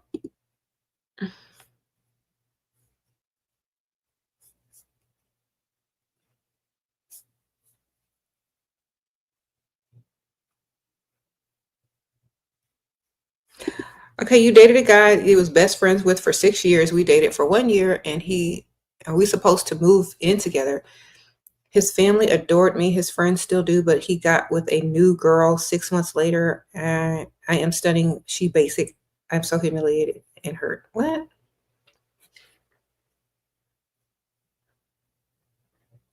Okay, so y'all broke up? Okay, wonderful. Why would you be humbled and hurt if she's basic and you can go do better? He should be humbled and hurt because you should be dating someone with more money. Okay. You're humbled and hurt because you're still looking at him instead of looking at yourself and leveling up and getting somebody that values you more. Okay. Think about it. Yes, we met online and I spent the weekend crying while he was at pools. Why am I this stupid? He had money apparently. Because you dumb. You value the man more than you valued his money. If you ain't getting no money out of him, why are you crying? Are you crying because you didn't get the money out of him? Or are you crying because you liked him and he just used you? Men usually go target women who are stupid, dumb, naive, and young so that they can use them and then toss them. This is why I'm here to teach y'all. Stop giving your emotions and attaching to men that don't value you. If you haven't paid no bills, why are you even attached to him? Okay. He ain't pay no bills. He ain't give you no shopping money. What did you attach to? The idea of a man? Not him. You didn't attach to him. You attached the idea of a rich man. A rich man that haven't even spent nothing. Okay. A rich man that hasn't paid one bill. What are you attached to? The idea. Since you're so attached to the idea of having a man with money that likes you, you need to understand that they need to like you times 10 so that they're lucky to be with you. I'm sure he looked good. I'm sure he was attractive. I'm sure all of that. You need to go find the ugliest one that's looking like a gremlin with money, and that's who's gonna treat you a little bit better. That's who's gonna stick around longer, and try to meet him in person. So he can't believe what's happening to him. So he can't believe this beautiful woman is looking at him and giving him eye contact and smiling. So he feels like this will never happen again. This man that is dating you and ghosted you, he's got his choice of women online. All he got to do is scroll. Okay, you got attached to an idea. Go get attached to an idea of a man that's really going to do something for you. Okay, sprinkle, sprinkle. This is what I teach. Go find someone that likes you times 10 and can't believe that you are in their presence. That's who's going to spend. That's who's going to stay. Okay, and that's how you get money. That's who's gonna pay them bills, baby.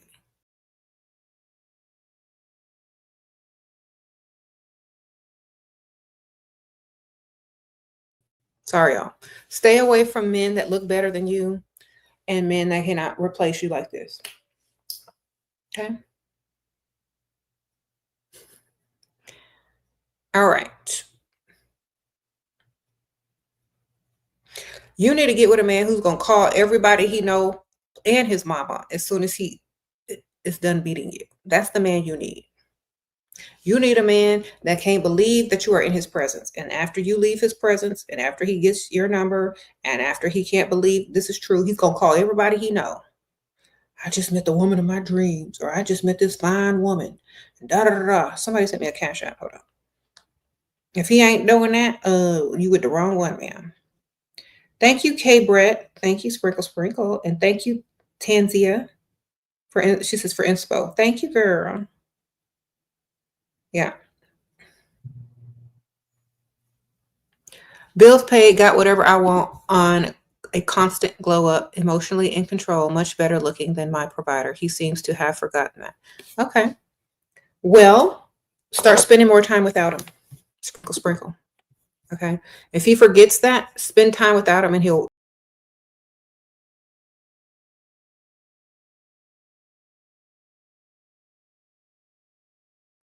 My bad, y'all. I gotta keep my hands off the thing.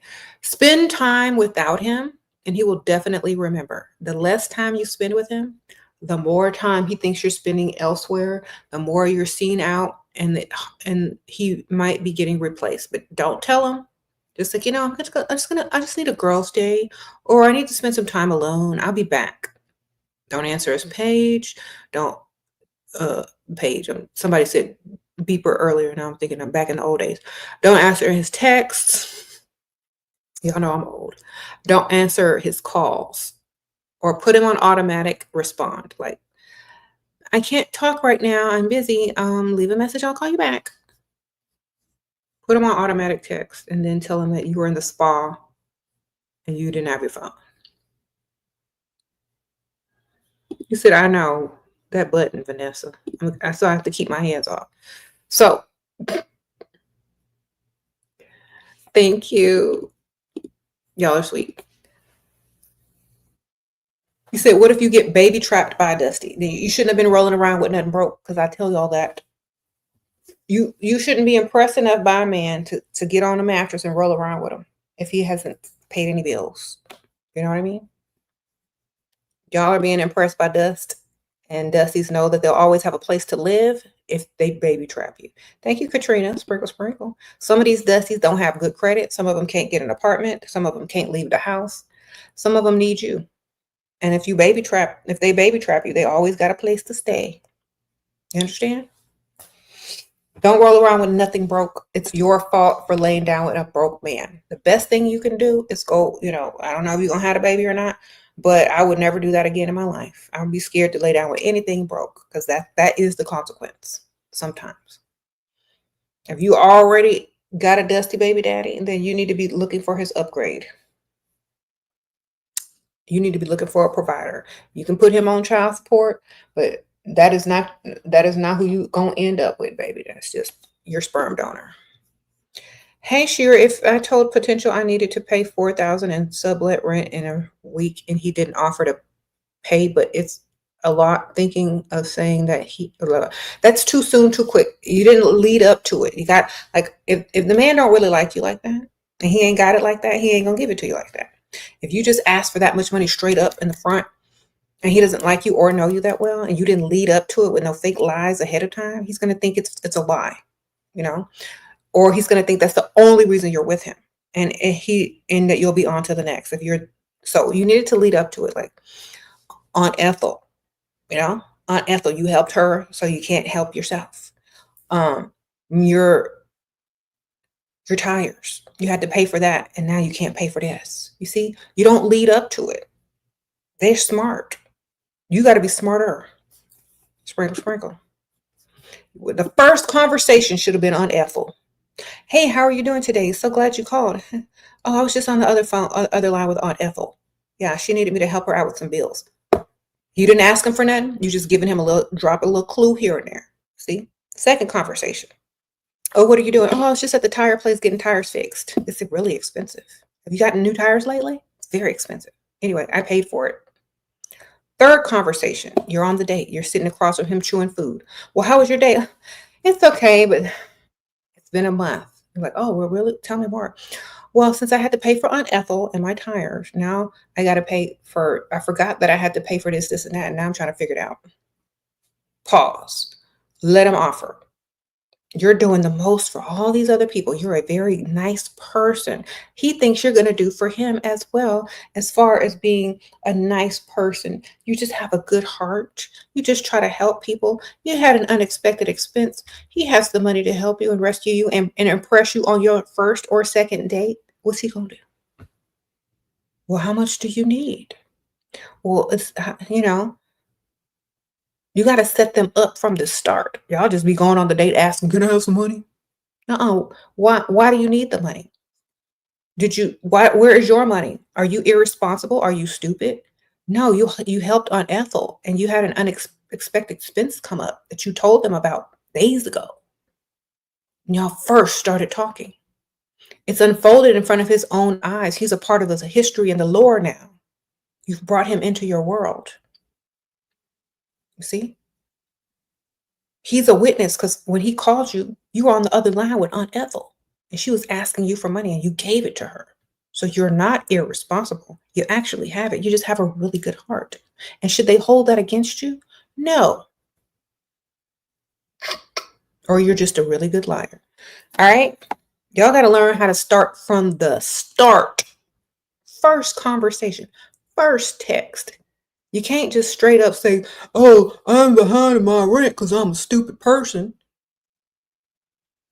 I probably make bad decisions in life and don't have my priorities in order. Could you give me money? That sounds bad now, doesn't it? But if he's watched the lore unfold that you're a good person, he's more likely to help you. All right, get it together. Y'all got to be smart. Start reading books or something. Y'all can start with my books. Collected $155K in the last 6 months from former baby daddy, just married 2 weeks ago after $20K on the way. Amazing what can happen when you raise your standards. If he ain't paying, he ain't staying. Okay, soft life. I know that's right. Sprinkle, sprinkle. She's getting the money and she's leveled up. All right. Yes, ma'am. I know that's right. So thank you, ma'am. Y'all have to get y'all's mind together because y'all are not smart enough to do this. Y'all have to use common sense. Y'all have to read my books. Y'all got to be 3 steps ahead. If you ain't 3 steps ahead, don't even start. All right? If y'all aren't 3 steps ahead, you can't get no money.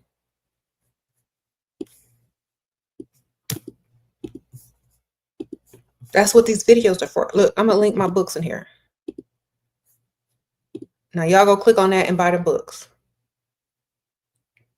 They're on Amazon. I know it's Prime Week, so go ahead. Them books. Chestnut checkers, baby. If you are not 3 steps ahead, don't even bother. If you can't lie, you're not 3 steps ahead. If you're not secretly an evil genius, don't even bother. Okay? If you want to be, get my books. Here you go. I'm gonna link it again. Watch the videos, get the books. All right. Create lore.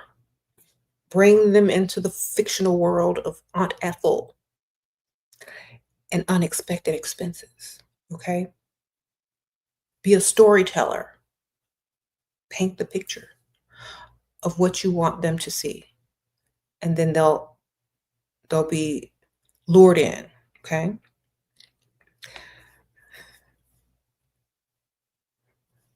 There you go.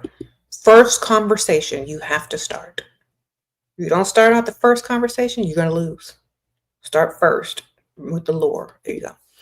Sure, I've been dating a man of means for, 2 months. It's just calls, texts, and dinners, no providing, I hint, but he hasn't stepped in. 2 months is too long. He don't need to impress you no more. Sprinkle, sprinkle. All right? You should have been like starting like I told you, date 2 and 3. You should have been asking for money or been hinting around or been allowing him the opportunity to present you with an offer for something by date 2 or 3. 2 months, he don't have to impress you no more. It's over. It's done. Okay? Start dating another man and spending less time with this one, and start on date 1 and 2. All right? Do what I just told you to do with the lore and all that kind of stuff, and see what you can do. Okay? Sprinkle, sprinkle. Once you stop spending as much time with this man, he might want to spend, if you ask him or put something for him to do or something for him to offer you. You can use the same thing I told you and see if he'll do something. If not, you need a new one, because men aren't trying to impress after 2 months if you've already been dating them for 2 months. What should you do now? Trying to make him my second on the roster. Make him your second on the roster. On Ethelor, I don't know. Get money. Get money, baby. Put a couple more on the roster. Put some obstacles in his path for him to clear out financially. Look good. Start with small hints and clues throughout the conversations, throughout the texts, so that when you ask him, he's not surprised. He knows exactly what it's for. He knows what you've been going through. He's been part of the ride himself. You got to do that. He's invested in the story. He can now help the story unfold even further. Now you're drawing him into your world. You understand? This is how you get a man emotionally invested. You draw them into your world, your problems, and your storyline. Even if it's a lie. Sprinkle, sprinkle. What if they find out you have a roster? Then you're not smart enough. You need to already have a whole excuse before you start a roster. If they find it, you need to save all them numbers under scam likely, insurance company, all those things. Or you need to have a whole separate part of your phone where you keep information and messages that they can't have access to. Okay? How do they find out? You need to date totally different types of men on a whole other section of town that you will never bump into each other. Okay? You need to stay off social media. If you're going to be dating, you don't post nothing up about no man or nothing. Okay? You need to be super smart. Sprinkle, sprinkle. He offered you to stay at his place for now because I wouldn't live with him. You're with your abusive family. Okay. Why? He's everything I could ever dream of, but I still want him to think that I'm the prize. How to detach while living with him. Tell them that you've never had your own place and you want to redecorate. So you don't like he don't like his decoration.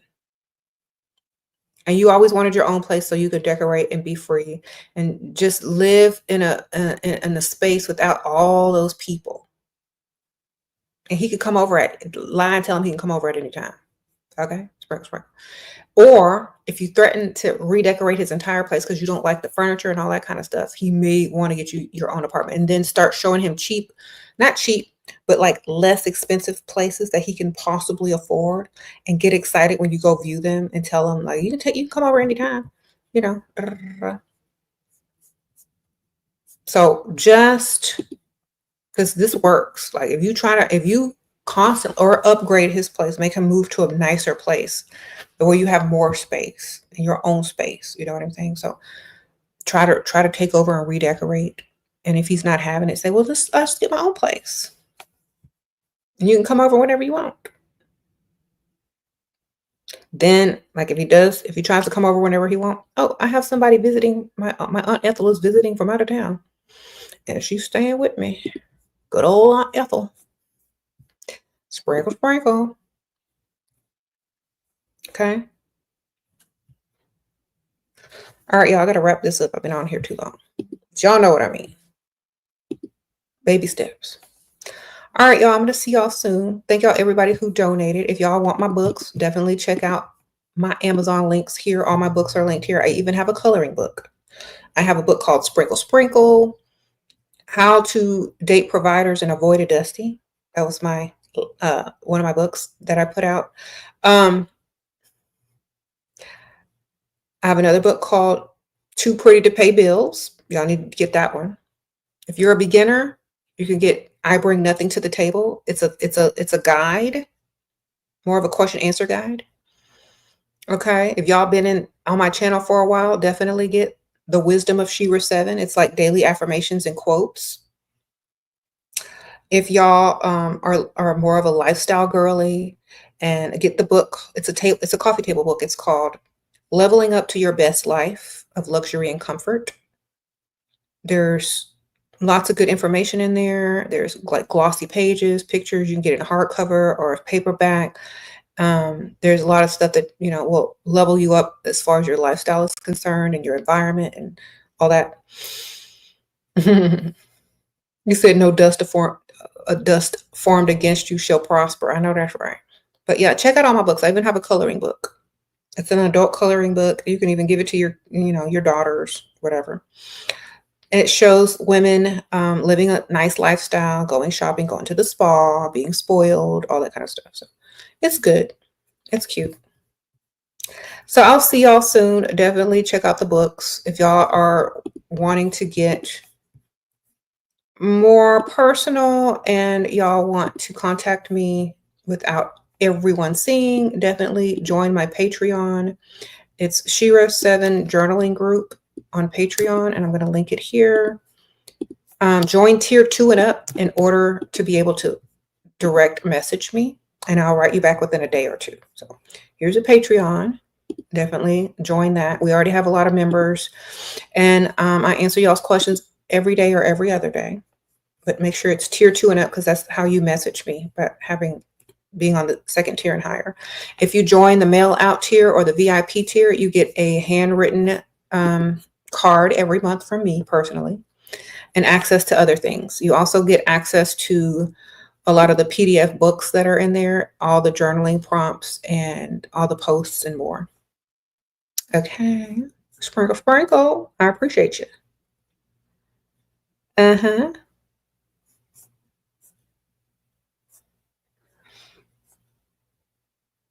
You said we need an Aunt Ethel book. Maybe. That could be in the future, ma'am. Sprinkle, sprinkle. You never know. But anyway, I'll see y'all soon. Bye.